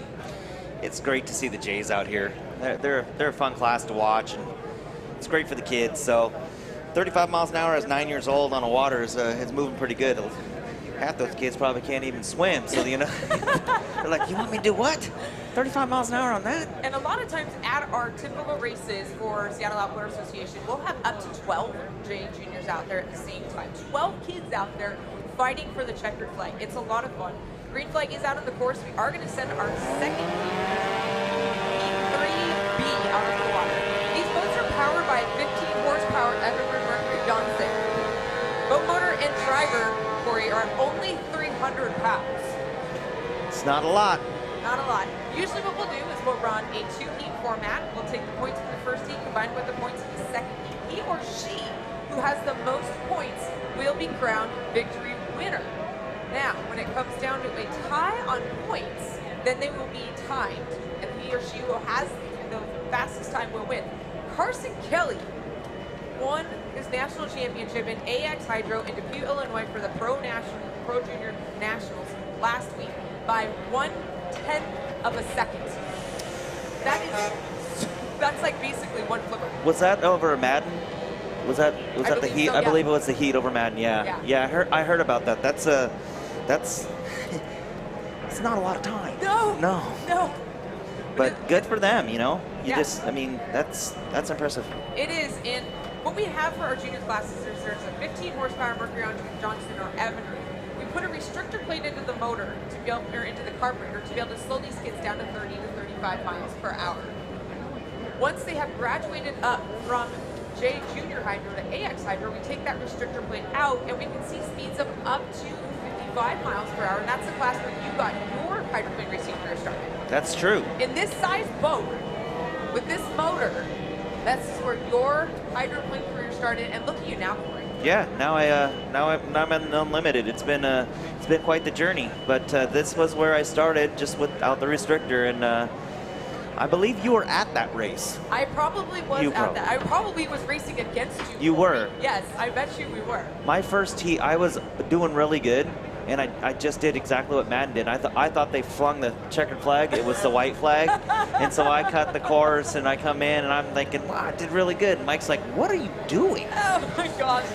Brody Wyatt is your leader in the 122R. He is actually our junior national champion. Just came back from Dubuque, Illinois, and fought off 13 other junior class drivers from across the United States to be able to be our leader, and he is fast. Yeah, he's fast, but that was a really great start for all those boats. They all came through the first turn together. Now they're starting to spread out, but that was great to see. Cannon Cushing's another fast one to watch. He's all the way out on the outside, the bright red Ace Griggs Racing. When they said he could ride that boat and put that scheme on there, he was so excited. It's fun to watch all these kids grow up from this class and make their way up. And I believe that second place, we both know who he is, Brent Hall Jr. Racing.com. He's driving the Squire boat. So your leader, just hit the exit buoy of turn 1. If that buoy is dislodged, he is disqualified, but I think he might have just kind of love tapped it and kept on going. Just give a little poke. So your leader, Brody Wyatt, in the 122, followed by Brent Hall Jr. in the Squire shop, and here comes my favorite color of boat. I like how I'm sorry to interrupt, but I like how Cannon's trying to move in there and really come up on the outside there, or sorry, on the inside, right around, and he's moving forward. He's running them down. He's trying to. With this tight course, there's not much maneuvering room, but our race is now just not only between first and second, but Finn Peterson is coming up quick on that 747. That is another beautiful boat. But our race right now, first and second on the inside, Brent Hall Jr. He's going to try and go on the inside of Matt Hinshaw, or Brody Wyatt. White flag is out. Oh! We just lost the apex. Toe pick. Look at these two go side by side across the start-finish line. They'll see the white flag tells our drivers there's one lap to go. On the outside, Brody Wyatt. On the inside, in the 16, is Brent Hall Jr.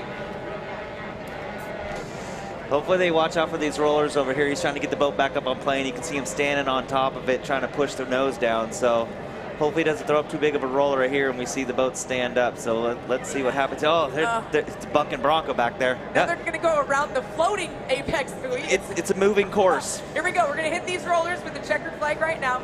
We'll see if these guys learn how to flutter that throttle.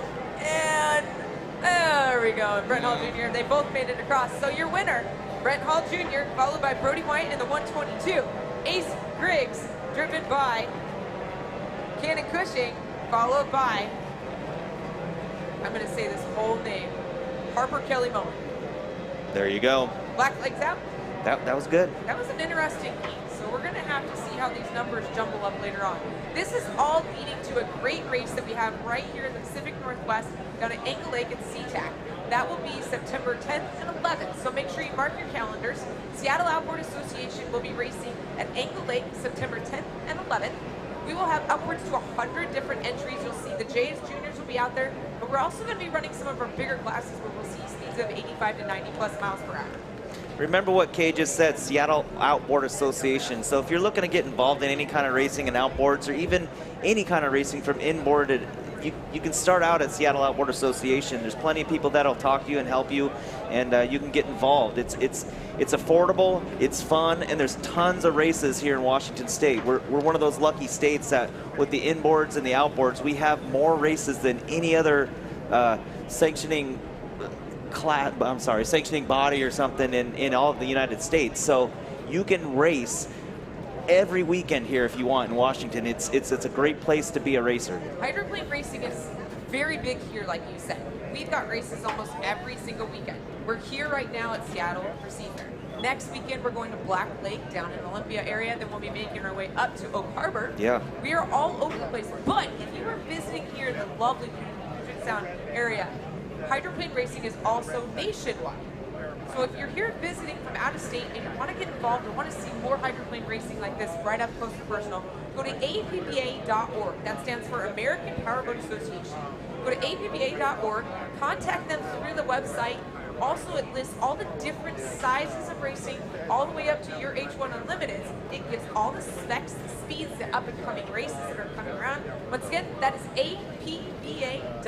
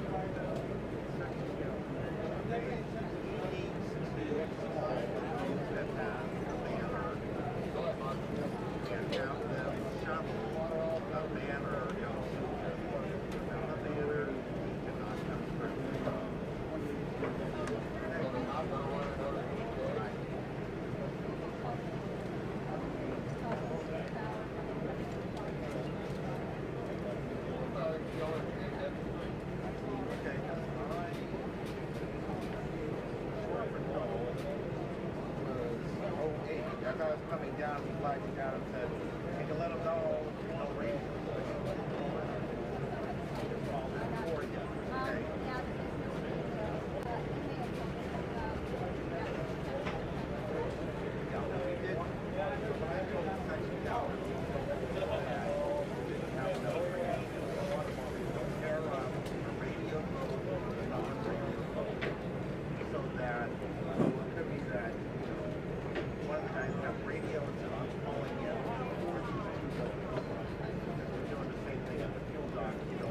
Seafair would like to say thank you to NetTech.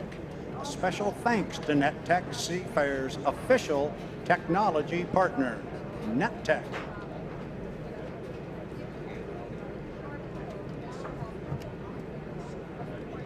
Seafair would also like to thank The Stranger.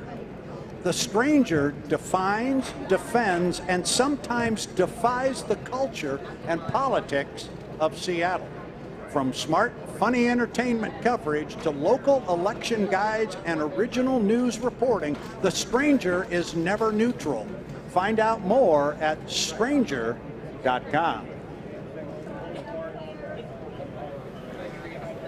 A special thank you to Tulalip Casino, our official casino partner of Seafair Weekend. And race fans, a reminder please that we are all guests in the park. Please pitch in to leave the race site, including the park, the beaches, and the roadways in good condition by picking up all of your group's trash and either deposit in a trash receptacle or bag it and take it with you. Seafair and the City of Seattle thanks you. Please help us keep the park clean. And race fans, make sure to stop by the Seafair souvenir booth to get a new Blue Angels shirt or a Seafair shirt to show your loyalty to Seattle's favorite tradition. You can also find skipper pins, hats, and lots more to remember this wonderful Seafair weekend. Seafair would also like to thank the Seafair Boat Club for its help in putting on the HomeStreet Bank Cup at Seafair.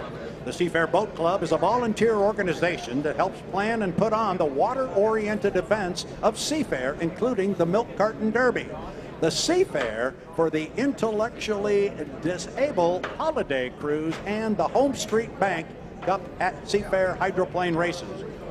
If you would like to join the Seafair Boat Club and volunteer your time and talent helping Seafair put on these events, stop by the Message Center in the pits and find out about membership in the Seafair Boat Club.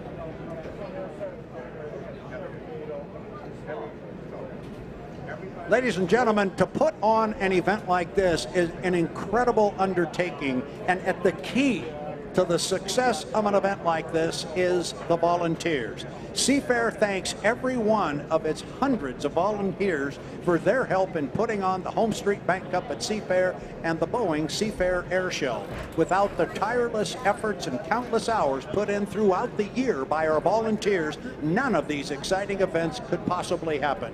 Please take a minute and say thank you to any of the Seafair volunteers you might see today. That's always one of my favorite discussions, is about the volunteers, because they are so very, very important to us. And I love the last line on this copy. Please take a moment and say thank you to a volunteer. Maybe it's somebody who checked your credential getting into the pits, took your ticket, maybe somebody helped you park your car. Please say thank you to the volunteers, and from all of us here on the Pit Tower, our collective thank you to the volunteers. We are getting ready for our H1 Unlimited Vintage Hydroplane exhibition. Boats are going to be coming on the water. We have 4 such boats here this weekend. We have the U2 Squire Shop is going to come out, going to be joined by the U77 1957 Miss Wahoo, the 1973 Pan Pac, the U25, the Winged Wonder, and the U7, the 1962 Notre Dame is going to come out. It's with great pleasure at this moment I welcome to our broadcast here not only someone who knows vintage hydroplanes inside and out, having actually owned, this individual owns a vintage unlimited hydroplane. That would be the 1955 Miss Thriftway. But more than all of that, and all his hours and time and tireless work that he puts in at the Hydroplane and Race Boat Museum, he's also one of my very best friends on the planet. Great to welcome to the broadcast Steve Compton from the Tri-City. Steve, welcome to Seafair. Well, thank you, Brad. It's been a great experience this weekend so far.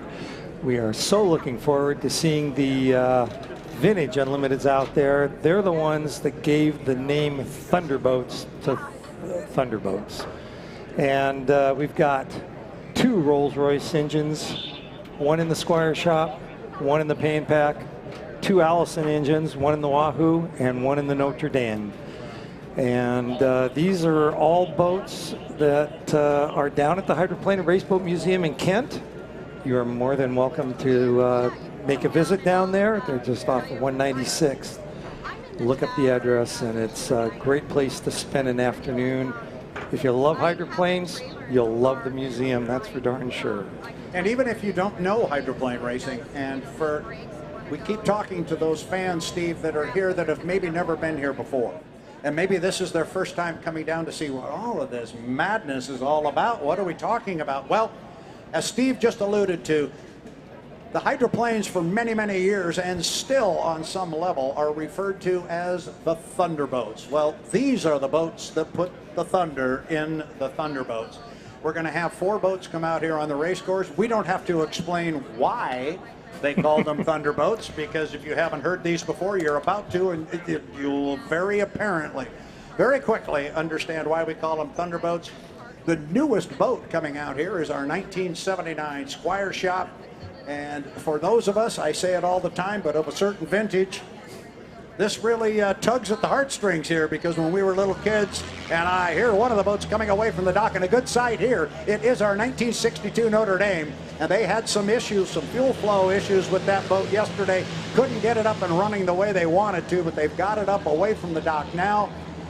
Following right behind it is that 1979 Squire Shop. These are 2 of the most recent restoration projects at the Hydroplane and Raceboat Museum. And it actually, Steve, this, for somebody who is new to the sport, this is a great couple of boats to have come out side by side, because you have a boat in the Notre Dame, the white boat on the inside.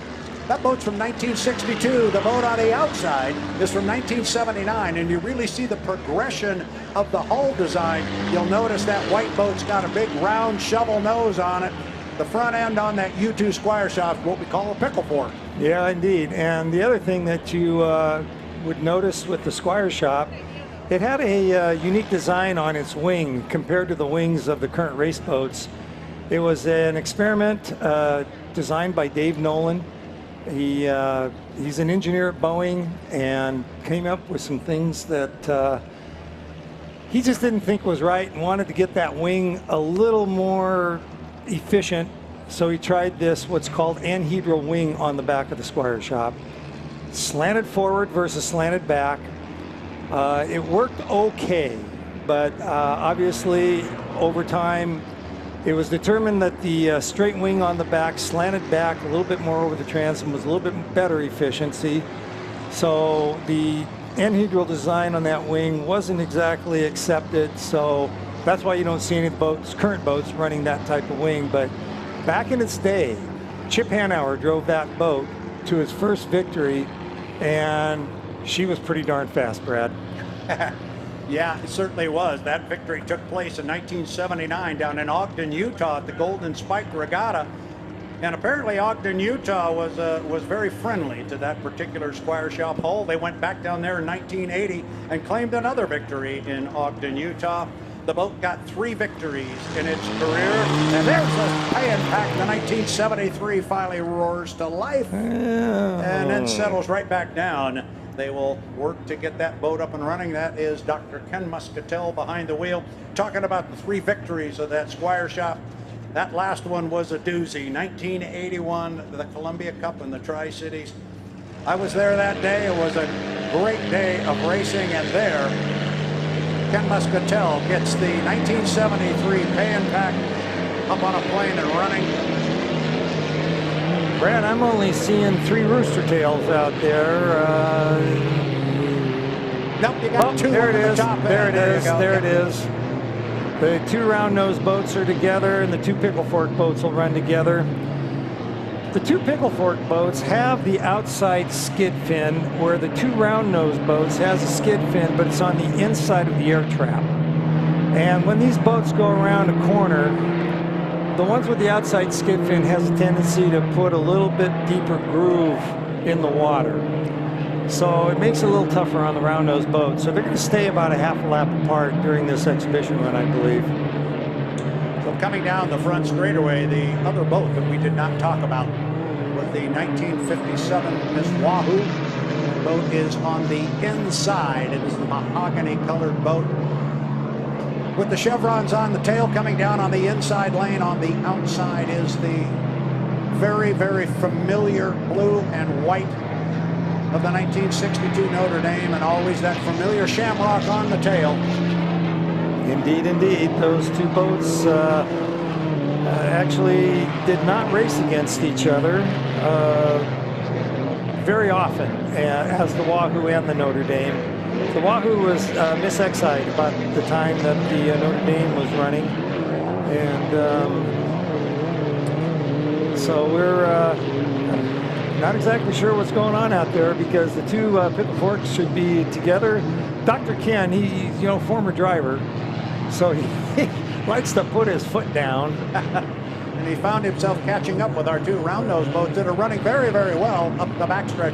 You talk about the Wahoo and the Notre Dame not necessarily racing together. That's true. The Wahoo came about in the late 1950s, and that was the heyday for this particular hull under that name of Wahoo. It did come back and had a very interesting career as other boats, most notably the Miss Exide and the Miss Budweiser. But the Notre Dame, Shirley McDonald, carried on the racing tradition of her father, Herb Mendelson. She carried on the tradition of the Notre Dame name in unlimited hydroplane racing after her father raced the Notre Dame hulls in the 30s and 40s. Shirley carried on the name after a number of years away from the sport, got involved again with the Notre Dame in 1962. That is the boat you are seeing represented out here on the race course. Our two pickle fork boats have now hooked up. Coming off the top end of the race course is our two round nose boats, for lack of a better term, come down to the lower corner. But Steve, I know that Wahoo is something that is very near and dear to your heart because of the driver involved in that boat. Maybe one of the most flamboyant, famous drivers we had back in the 50s, Mira Slovak, a gentleman that you came to know personally over the years. Mira was a great friend to us when we were running the Thriftway. David Williams has written a wonderful book, A Race to Freedom. It outlines Mira's history. He defected from Czechoslovakia way back during the war, and ended up being Bill Boeing's personal airplane pilot. And that's how he ended up in the cockpit of the Wahoo. And Mira, flamboyant, I think, was an understatement for that gentleman, but boy, was he one of the nicest guys you'd ever want to meet. He actually drove the Wahoo on the Ted Jones race course here. I think that was back in 2012, and just had a great time. And he was over 80 years old when he did that, Brad.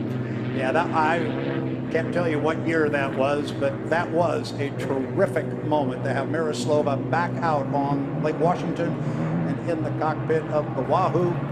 You started to tell the story about Miroslavak and what is called his greatest race. It was his race to freedom. He was granted asylum, did his studying, did his homework, applied for and eventually received citizenship in the United States of America. And all he really wanted to do was thank the United States government for allowing him his citizenship in this great country of ours. And then, as luck would have it, and a whole lot of skill, he was able to claim the President's Cup back in Washington, D.C. The trophy was awarded by the President of the United States, and he got to officially and formally thank the President of the United States. He was just a great man. It's a great story, and it's just great to see that Wahoo out here on Lake Washington.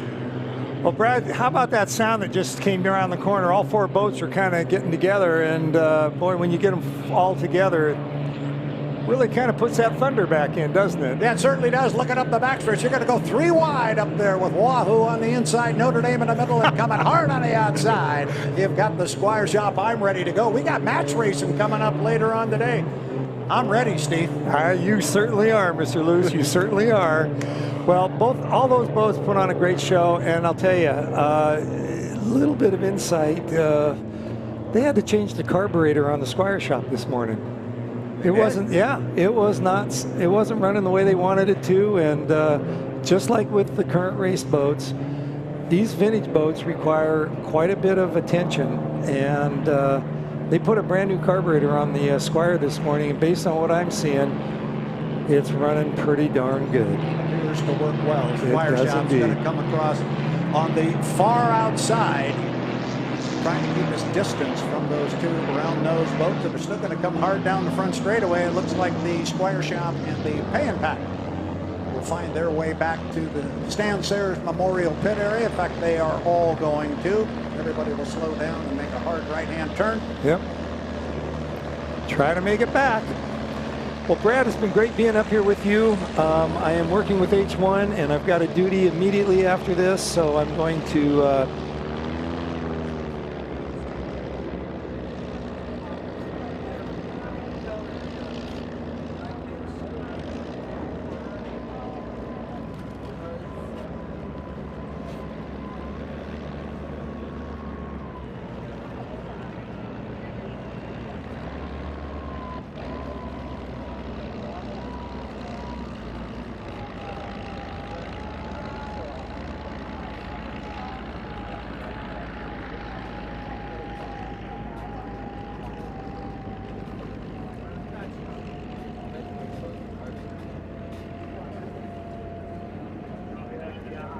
Have you got the inside scoop you're going to give me on what your team member, Jay Michael's going to do?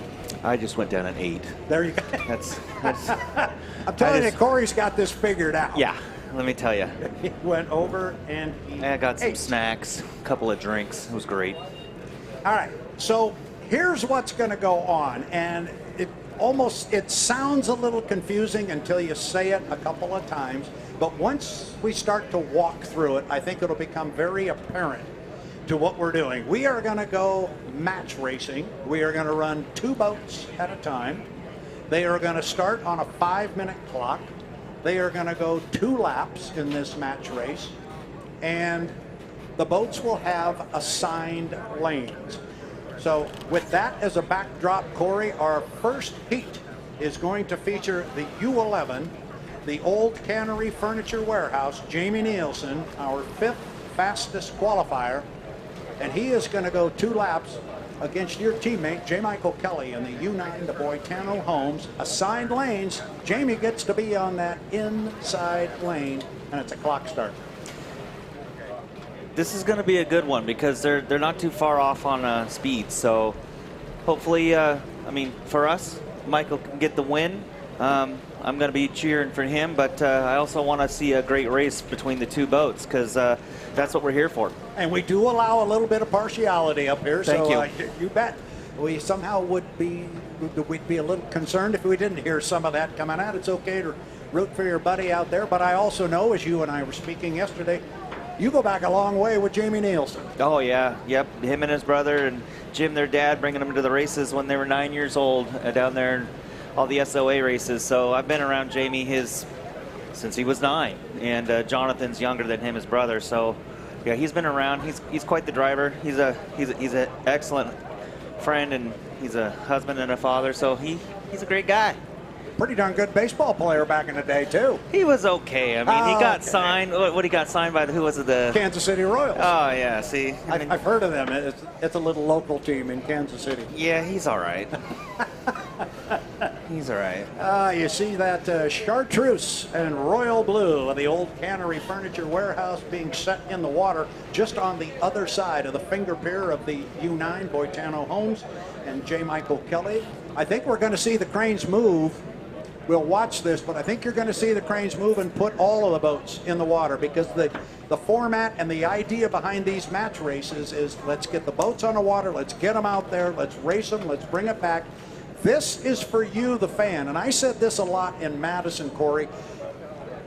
You, the fan, watch this. This is done for you. If you like it, let us know. Talk to H1. Get online, send to H1 a note. Did you like it? If you think there's something we could do a little different, this is being done for the fans. So let's make it work. Yeah, absolutely. We need to know. We want to change things up and make sure that you guys get a good show. That's what we're here for. So if you don't like it, tell us. If you like it, tell us. We just need to know. And if you have any ideas, let us know. I mean, that's what this is. We're trying. So we want to try new things and make it positive for the fans and make sure that when they come to the races, they leave with a smile on their face. Say, I can't wait to come back next year. Absolutely. And H1 Unlimited, Corey, I hate to break this part to you. Okay, but I'm going to do it, and I'm going to do it right now, early on Saturday. The most important person here this weekend is the person on the beach, the fan. Oh, That is the most important person and people here. So this is all being done for you, the fans, and that's why Corey's point. If you like it, let us know. If you don't, let us know. We're doing this for you. Let's put on a good show. Help us make it the best it can be. Yeah, there's a lot of P's when you're saying important person. I know, and it's popping in my ear. I was watching you. You're right. Careful, it is Corey, the fans. stand up straight. Sorry, the authorities are here on the fuzz is here.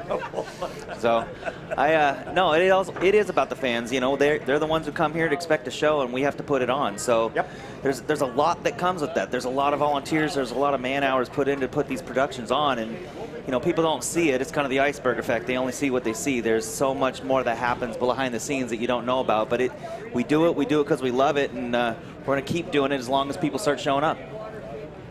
Keep showing up. Seafair would like to thank HomeStreet Bank. HomeStreet Bank is proud to sponsor this year's Seafair Weekend Festival.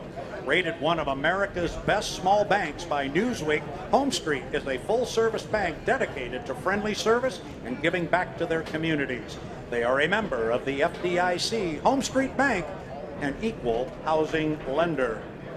And also Alaska Airlines. When you're ready for your next adventure, Alaska would love to help you get there.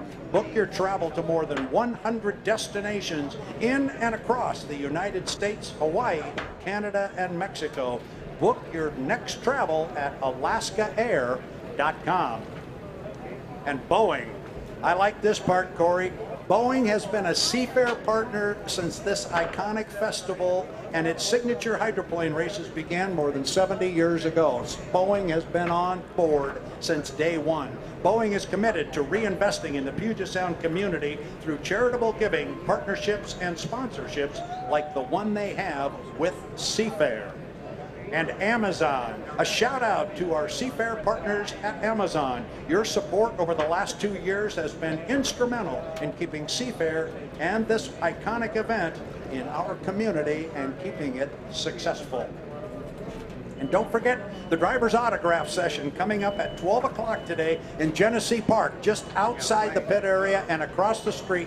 You'll see the HomeStreet Bank display hydroplane there. You will have all the drivers there at 12 o'clock. Come out, get an autograph, say hello to the drivers, find your favorite, have a little conversation with them. They love to chat. It's the driver's autograph session today, Saturday, Genesee Park at straight up 12 o'clock. Corey and I are going to step away from the mic for just a moment. I've got some stopwatches I've got to get set because we're getting ready to go racing. We're getting close. It's counting down, and here we're going to go with 2 boats out there for that match race. Looking forward to it.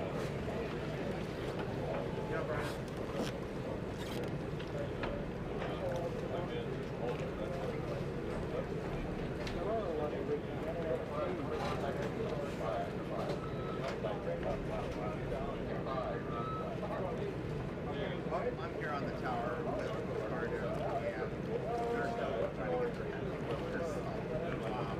I understood that there was a Coast Guard boat that asked a question about what's the procedure for break-in. Okay, so the Coast Guard had a meeting this morning here about that.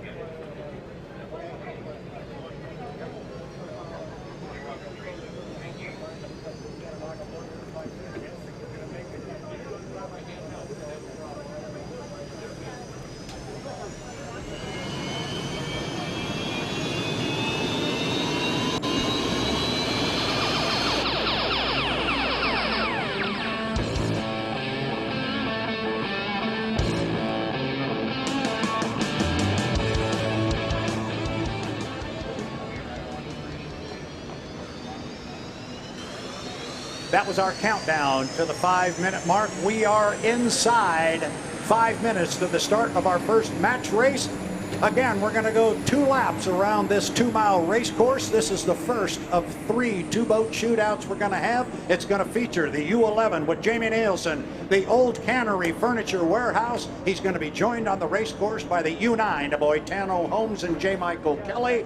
The lanes are assigned in this one. Jamie Nielsen in the Old Cannery Furniture Warehouse is going to be on the inside lane. He will have to his right, and on the outside, J. Michael Kelly in the U9, the Boitano Home. Time to go racing, Seattle. Unlimited Hydroplane Racing is back on Lake Washington. The tradition continues. We have waited 3 years to do this, and it is time to make it happen. Coming up on 3 minutes and 20 seconds, 3:20 until the start. Again, it's only 2 laps. Points are accumulated during this racing, but it's not necessarily important as far as the match race and the winner today. Bottom line here, keep winning. You keep staying in and you keep being competitive. Our boats are spread around the race course right now. They're almost exactly 1/2 a lap apart. We've got a watch set down here. We're inside 3 minutes until the start. Corey Peabody, 2 minutes and 50 seconds to the start. Our boats are spread almost 1/2 a lap apart. They are. You got one pass and start finish and one on the other side of the course. So it'll be interesting to see what these guys' ideas are. We'll see. Mike's going to bring it all the way down here to start. Entrance of 1. Jamie's up there at entrance of 2. And we are at 2:28 on the clock, so it'll be interesting to see what they're going to do. 2 minutes, 20 seconds, 2:20 to the start. The boats are spread apart. They will not be spread apart for very much longer. Somebody's going to have to make a jump across the race course at some point here. And Corey, this is where these timing marks all come into play, because the idea, put your boat on the start-finish line with a lot of boat speed when the clock strikes 0. That's right. Jamie just cut from front to back, so he's going to fall in right behind Mike.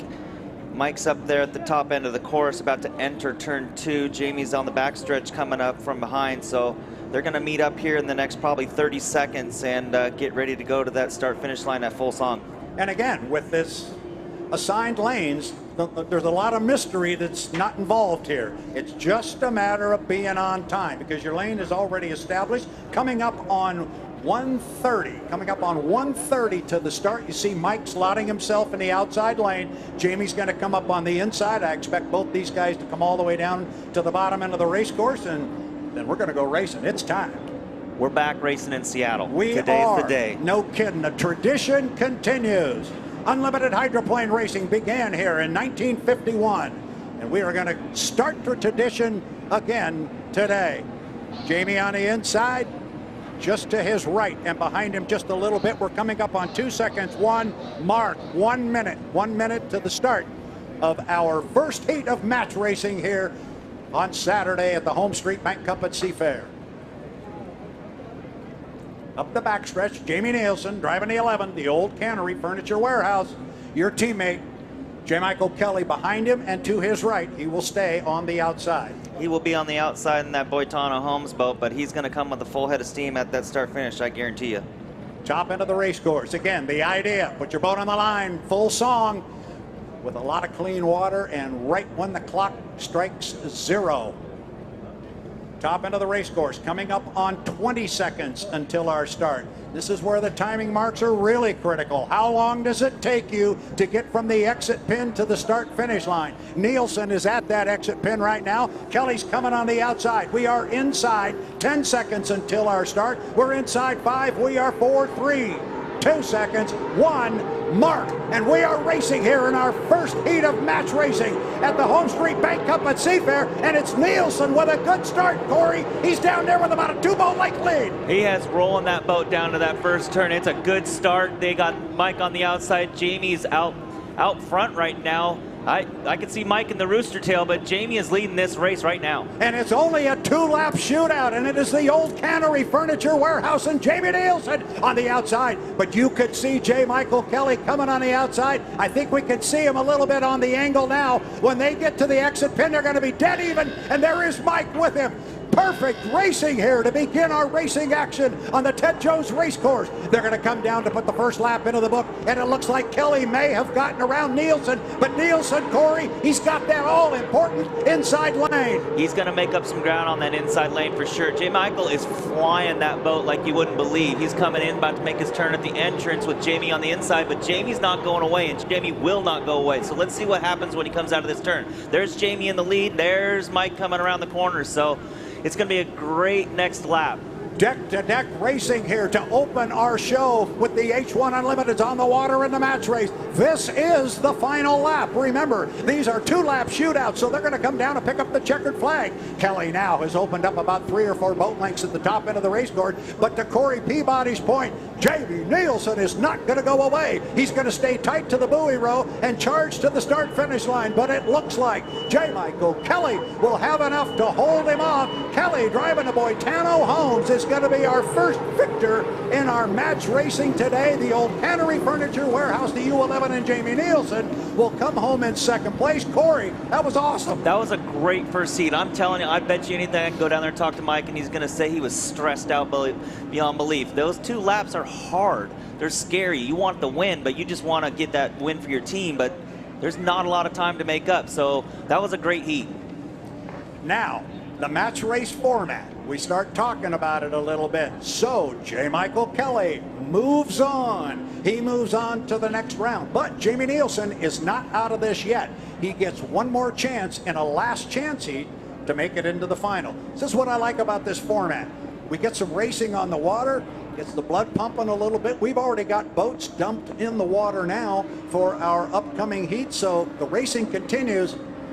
Let's put 2 more out there and do it again. I liked it. We're not here to sit around. We're here to put boats on the water. So I'm looking forward to this match race. It's great. I got to participate in Madison, and I liked it. And they're doing it again here. Can't thank Seafair enough for letting us do this. And hopefully the fans like it. Let us know.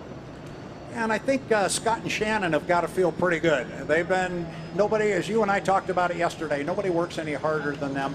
And that was a good performance. That was great. I feel real good for them. That was what they needed. The 9 is a fast boat, so for them to be right there with them the whole time, that shows how hard they're working. They're not giving up. It also shows the importance of the inside lane, and Jamie Nielsen nailed the start. Jamie Nielsen is unbelievable at getting lane 1, even though it was a sign there. But even when we're in regular racing, you always see that chartreuse and blue boat in lane 1. Jamie is a master at finding that lane 1, so it's going to be anybody's game. If he can run like that in the races tomorrow, who's out on the outside, don't count Jamie out, because if you're out in lane 3, lane 4, that boat can beat some people from the inside. Absolutely it can, and Mike had his hands full there for a lap because he was back a tick, maybe a tick and a half at the start, and then found out exactly what you were just talking about. Jamie gets a jump on you, you've got your hands full. But good racing here to start our HomeStreet Bank Cup at Seafair. This is the match race, the shootout format. Again, let us know what you think. You like this? Because what we're going to do right now is do another one of those 2-boat shootouts. And Corey, as soon as we get done with that, we're going to do it again and do a third 2-boat shootout. Then we're going to start with a last chance heat and a final. So lots of racing to come in this format still.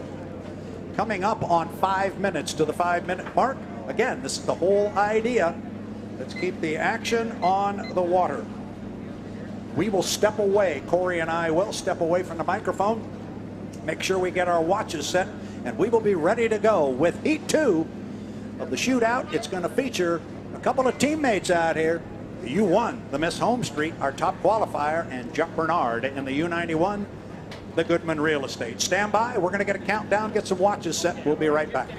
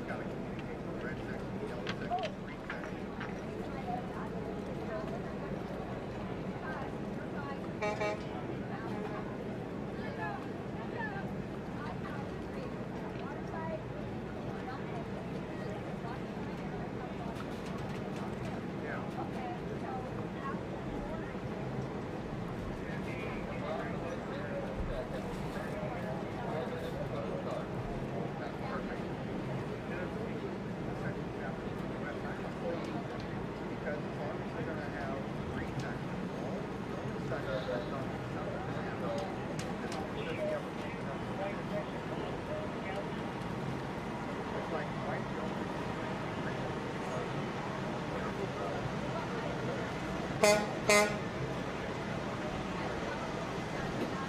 the pits, please clear the fire lane for the Union 76 wheel truck. Please clear the fire lane for the Union 76 wheel truck.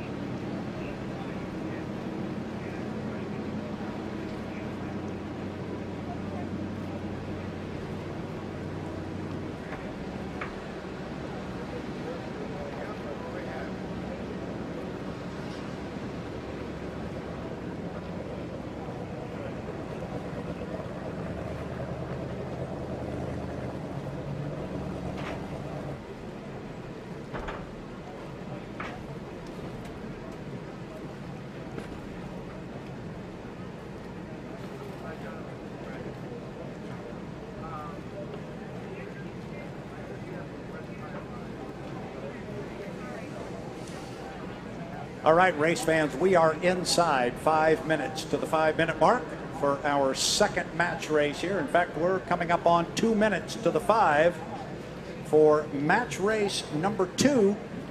Going to feature the U91 Goodman Real Estate, Jeff Bernard, the U1, the Miss HomeStreet, driven by Jimmy Shane. Jeff Bernard will be on the inside lane. Jimmy Shane will be on the outside. We've had one shootout heat already, Corey Peabody. I think it was good. It was a great shootout heat. It was awesome. I'm looking forward to watching Jeff and Jimmy go at it. A couple of teammates. It's never easy racing against your teammate, and sometimes that's the way it works. But it's going to be good for their sponsors. It's going to be good for Seattle, and I can't wait to watch. And it's going to be good for the fans. That too. That is what we're doing. Coming up on 1:30 to the 5-minute mark. It's one of the changes we made to the shootout format since Madison, Indiana. We went back to the full 5-minute milling period, or warm-up period, if you will. So the boats can come out at the 5-minute mark, coming up on 1:10 to the 5. That was a good call by H1 to bring it back to the 5-minute. It makes it easier for the drivers, so they can only have one set of timing marks. So I'm very happy about that, as we don't need so many changes when we're out there racing. So hopefully it was good. Inside 1 minute to the 5-minute mark for heat number 2. Jimmy Shane, Jeff Bernard.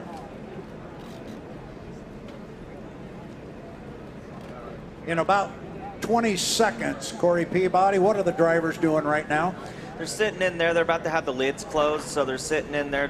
They're saying goodbye to the guys who strap them in, give them a fist bump, and drop the lid, and getting ready to fire that turbine motor up. Coming up on 20 seconds to the start.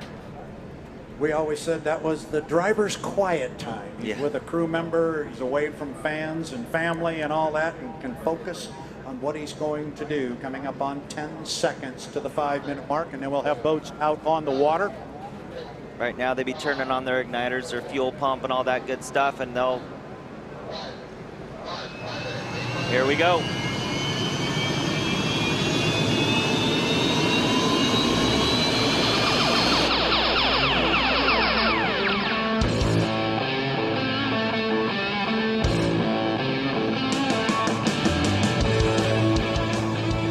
All right, race fans, we are inside 5 minutes to the start of our heat number 2, and we look out toward the end of Stan Sayers Memorial Pit Area. First boat out on the race course, Corey Peabody, somebody you know really well. That's Jeff Bernard. Go ahead, Jeff Bernard, the 91, the Goodman Real Estate.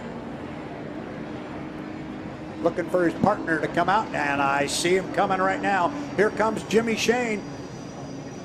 Don't have the drama right now about who's going to be in the lanes. We know Jeff Bernard is going to be on the inside. Jimmy's going to have to run him down on the outside. Jimmy showed a ton of boat speed this morning during our qualification session, but that doesn't mean he's got him covered, because there was some surprising speed out of that 91. Jeff Bernard found the sweet spot in that Goodman Real Estate. He did find the sweet spot. He did really good, but don't let the no drama thing come to you. This is boat racing. There's always drama in boat racing. I love it. Always drama in boat racing. That's what we like. Now, very similar to what we saw in the previous heat, our boats are spread almost a half a lap apart from one another, but they will bunch up and come down for our start. And that start's going to happen in 3 minutes and 30 seconds. 3:30 to the start of heat number 2. It's our shootout format. We hope you like it. Boy, look at Mount Baker up there at the north end of the course, just hanging over the Lake Washington. What a sight here from the Stan Sayers Memorial Pit Area. If there's any fans out there that want to do timing marks on their own, if somebody you want to watch on their timing marks, it would be Jeff Bernard. Jeff's extremely good at getting different timing marks in different situations where he has to make a cut here or a cut there. He's probably one of the best out there with timing marks in different situations. He's an extremely good radio guy as well. So the last weekend he had some issues out there, but you know, he's doing his best, and hopefully he can get his timing right on. But Jeff's awesome to watch when he's doing this milling period, because you never know what he's going to do. 2 minutes and 40 seconds, 2:40 to the start. Jimmy Shane comes off the lower end of the race course in the U1, the Miss HomeStreet. For our fans that are wondering, our boats still do go through tech inspection here, and the U11 has passed tech inspection from the previous heat. We'll keep an eye on that. Now here's Jimmy Shane cutting the race course. He will come back to front. That's a legal maneuver as long as he does it in the proper area of the race course, which he did. There are some areas you cannot cut the race course through, but back to front. At the top end of the race course, you can cut the course front to back. At the bottom end of the race course, Corey, 2 minutes. 2 minutes to the start of our heat 2. Their boats are going to start settling in. Jimmy's going to come up behind Jeff up here, and they'll get up to exit probably about 1:30. I'm thinking Jeff will get to the exit at 2, and then Jimmy's going to fall in right behind him, and they'll just cruise side by side all the way around, and then get a running start from exit to start finish. Jeff comes off the top end of the race course there. He slots himself into lane 1, does so just as Corey said, right there at a $1:30. He came off the exit pin, and he will come down the front straightaway. Jimmy will slot to his right. Will be in lane 2. Jeff Bernard in lane number 1, coming up on 110. 110 to the start of our heat 2. So they will go down through the lower end of the race course here and up to the top end. Next time they cross start finish line, we will be racing in our 2-lap shootout format. We are inside 1 minute to the start. 50 seconds I like where they are, Corey. Yeah, they're in perfect spot. Jeff's up there. He's going to get he's got a little bit of lead on Jimmy. Jimmy's starting to speed it up a little bit, but they'll get up there to about 125 maybe to the entrance, I'm thinking. Maybe a little bit, maybe 120. We'll see, but they're going to come off that entrance, and then they're going to, let's see where we're at, 125, yeah, 25. They're going to hit that exit, and they're going to be on the throttle. Coming up on 20 seconds to the start. You heard Corey say he likes where they are. The idea, put your boat on the start-finish line when the clock strikes 0 and have a boatload of boat speed. It's Bernard in 1. It's Shane in 2. We're inside 10 seconds. Want to hit the line at full song inside 5 seconds. We're 3, 2 seconds, 1 mark. And we are racing here in heat 2 of our shootout. And Corey Peabody, they come down to the lower corner. They're dead even at the entrance bend. It's been a good start. So Jeff Bernard in lane 1 comes into the turn and comes out of turn 1 in first place. Jeff's going to dump that wing and keep that boat floating. But you can see Jimmy on the outside there. You see that powder blue coming at him. Look at the acceleration of the powder blue HomeStreet. Jimmy Shane showing a lot of speed up the backstretch, but he's now not walking away at the top end speed at the top end of the race course. Remember, we only go around twice, and Jeff is right with him. He's about a boat length and a half back. Shane leaving him plenty of room, driving him clean. They come off the top end of the race course. HomeStreet Bank on the outside. Goodman Real Estate on the inside. They complete lap number 1. There's only 1 more to go, Corey. 1 more to go. Jeff better get, because he needs to go. Jimmy is rolling down that front stretch going into turn 1. We'll see how it comes out of this corner. We can't see with the rooster tail and all the water flying, but Jeff Bernard is still out front right now, so Jimmy's got to make up some ground coming up this backstretch. And this is the importance of that inside lane we've been talking about. You see the blue air scoop of the HomeStreet from our angle here. He's moving out a little bit on Jeff, but it's close. That inside lane is so important and so valuable. Jeff is right with him, just as he was the previous lap. He's about 2, maybe 3 boat lengths back. Now it's going to be pure acceleration up the top end of the course. Bernard paints the buoy in the goal in the Goodman Real Estate, but I think he's going to give it up to Jimmy Shane in the HomeStreet. But this one is close, but the victory will go to the U1, the HomeStreet Jimmy Shane. Just too much speed, but Corey Peabody, another outstanding 2-boat, 2-lap duel in our shootout. That was a great race for the Miss Madison team. Both boats did it. They hung it out there. They gave a great show for the fans. And what a run by Jeff Bernard. Very impressed. And hopefully he can keep that going and get that win in the match final. We're being told that the heat was clean. That's from a call standpoint on the race course. That's good. You hear Corey when the boats get down to the lower corner. He says it is a good start. When he says good start, he's not commenting on what the drivers did when they put their boat on start-finish line. He's actually commenting on the words that come across the H1 radio, that it was a legal start. And actually, that is the term that is being used now to differentiate from you saying it's a good start. We're actually talking that it's a legal start. That means nobody was across that start-finish line, but we are getting that information. So when Corey says it, that's what he's referring to. It's legal, and that means these guys are racing and they're on the same lap. And boy, another good 2-boat shootout. Good stuff. Good stuff for the fans. Great job. That was a really good heat by the Miss Madison team. Now, Jeff Bernard and the Goodman Real Estate. Just because he lost, he's not out. No.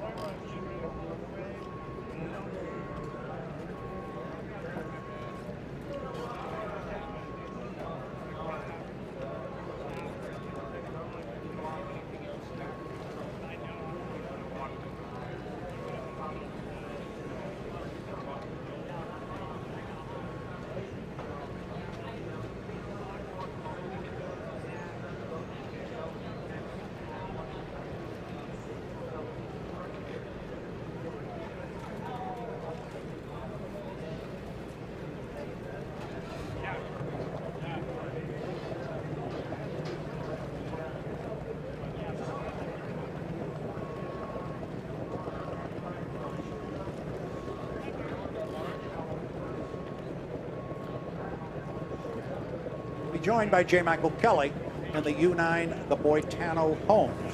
Now, the Boitano Homes will be slotted on the inside lane because his qualifying speed was slower than Dave Vilwalk's in the Beacon Plumbing. So it'll be J. Michael Kelly, Boitano Homes in lane 1. Dave Vilwalk, the U40, the Beacon Plumbing, will be in lane number 2. It'll be heat 3 of our shootout. Winner slotted right in with Jimmy Shane with an automatic pass to the final. It's going to be a good race, you know. Mike on the inside, Dave on the outside. You look at the speeds, yeah, that's fine. Those are the speeds, but race water is different. Racing is different. So, you know, they're both set up to go racing now. So we'll see what happens. It's going to be a close race, I believe. Well, we hope so. If the first two are any indication, it will be a close race. We're going to step away from the microphones here for a few moments and get our watches set. When we come back, we will go racing with heat 3 of our shootout format. It's going to be the U9 Boitano Homes, J. Michael Kelly against the U40 Beacon Plumbing and Dave Vilwalk.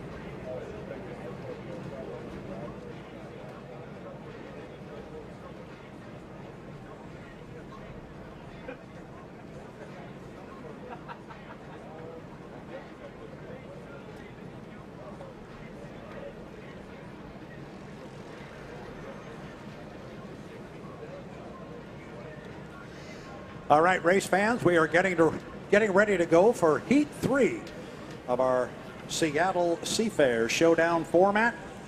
You know I refer to it as Shootout, Showdown, almost use the words interchangeably.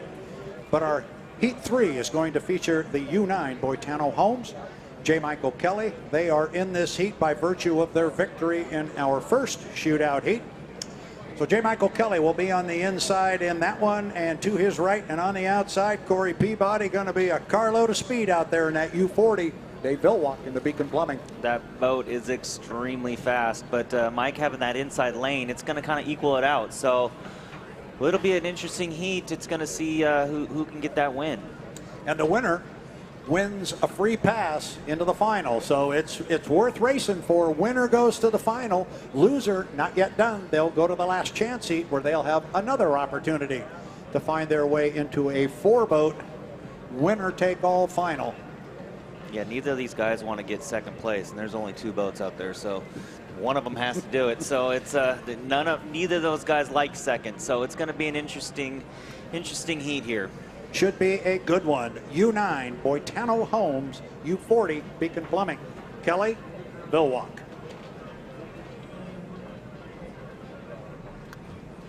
That calm before the storm as we come up on 2 minutes and 15 seconds to the 5. Again, for our new fans that have never seen this before, Corey, it's all about starting on the clock. Hit the line, we've said it 100 times, but be on the start-finish line. And we've seen 4 really good starts so far today, but have a lot of boat speed at the start-finish line. Be there right when the clock strikes 0. That's the best place you can be and the best time to be there. Absolutely. Be there with your foot all the way to the floor and that canard just at neutral and just rolling down that straightaway and getting to that first turn first so you can get out of there first. Coming up on 140.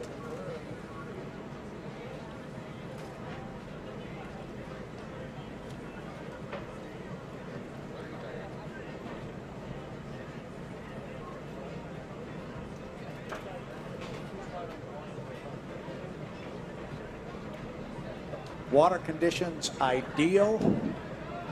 Weather conditions ideal. Isn't this something? It's nice. Man. Seafair checked the right boxes with the weather gods, that's for sure. Coming up on 1 minute to the 5 in 5 seconds for 3, 2, 1. I'll have to check the mailbox. It's such a nice day. We might get taxed on it here. Yeah. Oh, gosh. There was a little bit of concern as we were here on setup day Thursday and it was pouring down rain. But that's fine. Do it Thursday. Yeah. Keep it clear today and the rest of the weekend. Yeah, it's beautiful today. You can see the mountain ahead of us. Beautiful. A lot of boats on the log boom. A lot of boats on the log boom way out there. I didn't even notice them this morning. Then all of a sudden I looked over and it's just nothing but boats over there on the log boom near turn 2. So it's a full house over there. It is, and it definitely has filled in. Coming up on 15 seconds to the 5-minute mark. We will go racing. It is Heat 3 of our Showdown format.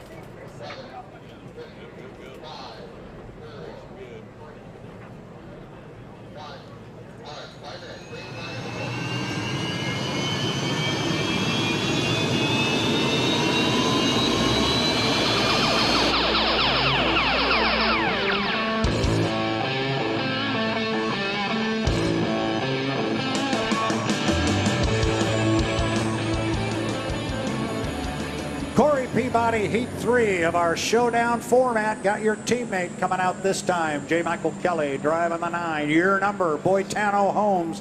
He's slotted on that inside lane, but he's going to have a lot of speed on the outside. But you know what? Dave Villwalk's going to have a lot of speed on the inside. They both are facing off against an awful lot of speed. Dave Villwalk already away from the pit area. Here comes JMK and the 9, the Boitano Homes. A lot of speed and a lot of experience between these 2 drivers. So this is going to be quite the heat we're going to get to see here. I'm looking forward to it. Yeah, I am too. This one looks pretty good on paper. But they've got to go out and run them on the water again. Our boats are going to be split almost a half a race course apart as they come out on the water, but still 3 minutes and 50 seconds to the start. Winner of this heat goes straight to our winner-take-all final coming up later this afternoon. Loser goes to the last chance heat where they'll have one more opportunity to get on the front row of our final. Dave Villwock, J. Michael Kelly, Beacon Plumbing, Boitano Homes.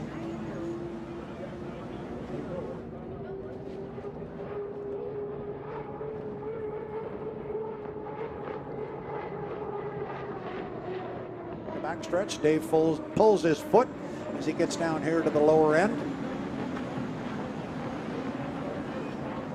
Dave's taking her out way wide in that turn, scrubbing a little time. Be interesting to see what he does and what his timing marks are. Even though you don't got to fight for the lane right now, but it's nice to watch what these guys are doing.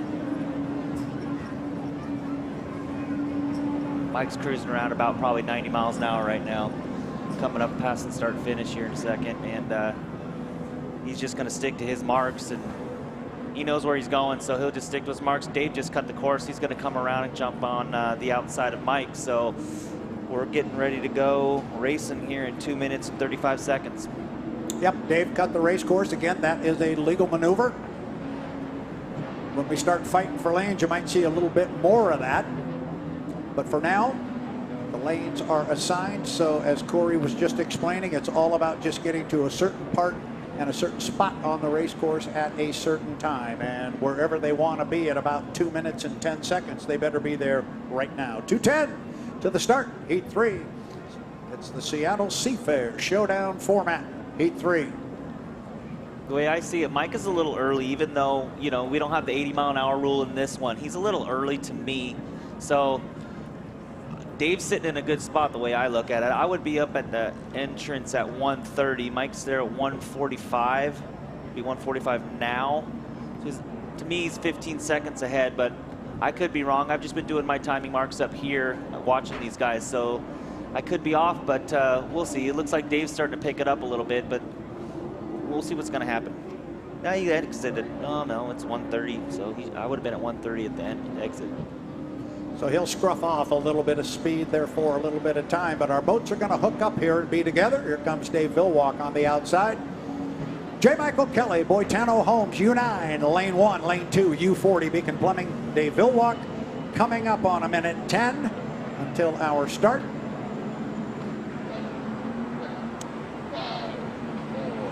Three, two, one. Mark, 1 minute. 1 minute. White flag goes up on the race course. Now it's a matter of where do they want to be at the entrance pin this time around and exit pin, and then I know where they want to be when the clock strikes 0.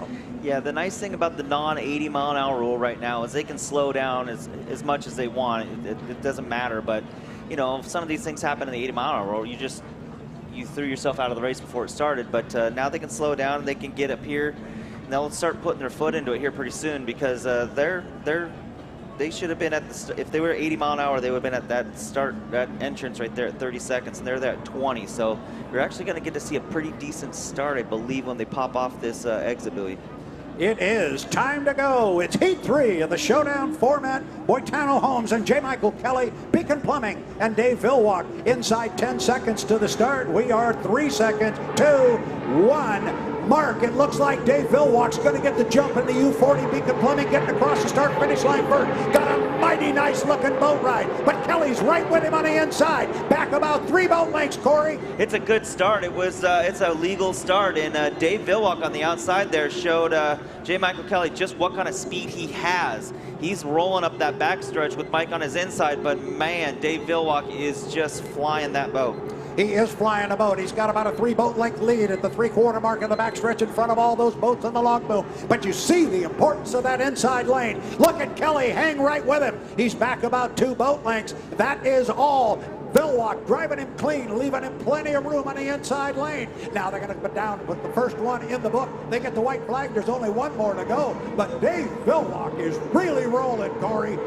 Dave is showing what he can do, a 67 win racer right there. So he's on that outside, not letting anything stop him from beating J. Michael Kelly. But Mike with the inside lane is now I believe he's out front of Dave right now, but now you see the orange coming from the outside, and then Dave's putting his foot into it. But Mike has a lot of speed from half track to the entrance, so we'll see what happens on this backstretch right here. Yeah, top end speed looks to be really strong in the U9 to Boytown Homes. J. Michael Kelly trying to run down Dave Billwalk. If he's going to do it, he's going to have to do it at the top end. He is pulled up dead even. They're going to get to the exit pit. Actually, Kelly's going to get there first by about a half a boat length. Going to be acceleration to the finish line. So far, we have seen that Billwalk has had it, and I think he might, but man, they are close. It is too close to call.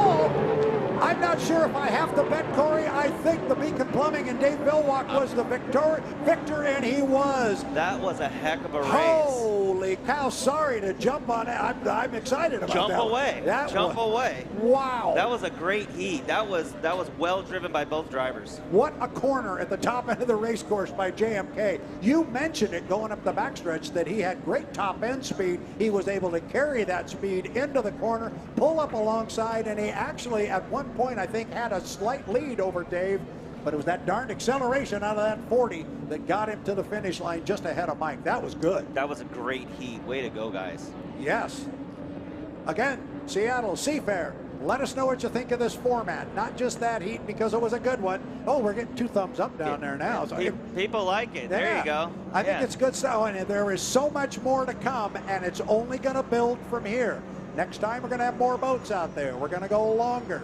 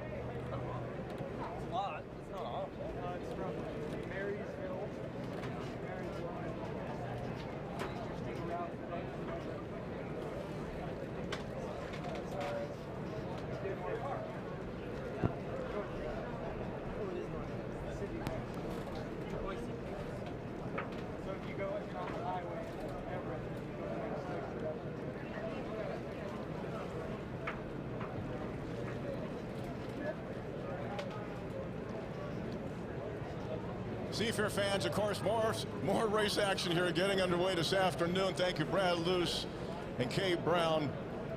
Brad, make that Kay Brewer. Sorry, Kay, it's been 2 years. I've been grounded, you know. We kind of forget the last names. Also the driver, Corey Peabody. Thank you so much for helping out with all the coverage here. Ladies and gentlemen, as we get it set here for the 2022 Boeing Seafair Air Show. It's hot. So here's a reminder, and I'll do it throughout the afternoon. Let's get that sunblock going. Okay, let's hydrate. Grab that beverage. You're going to need it right now because you want to stick around here as we get rolling here and basically shut down the entertainment here on the surface of the water, and we actually put it high above in the blue skies above Lake Washington. Ladies and gentlemen, we're just about ready to start the Saturday edition of the 2022 Boeing Seafair Air Show.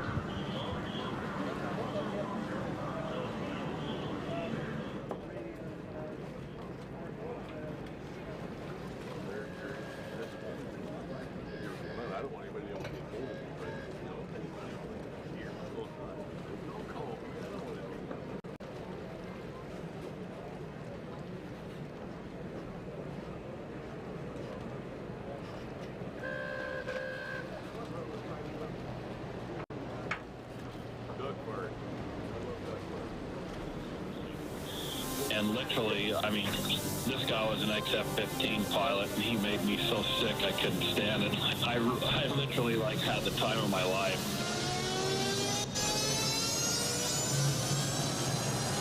Ladies and gentlemen, this year's 2022 Boeing Seafair Air Show brings to the skies above you.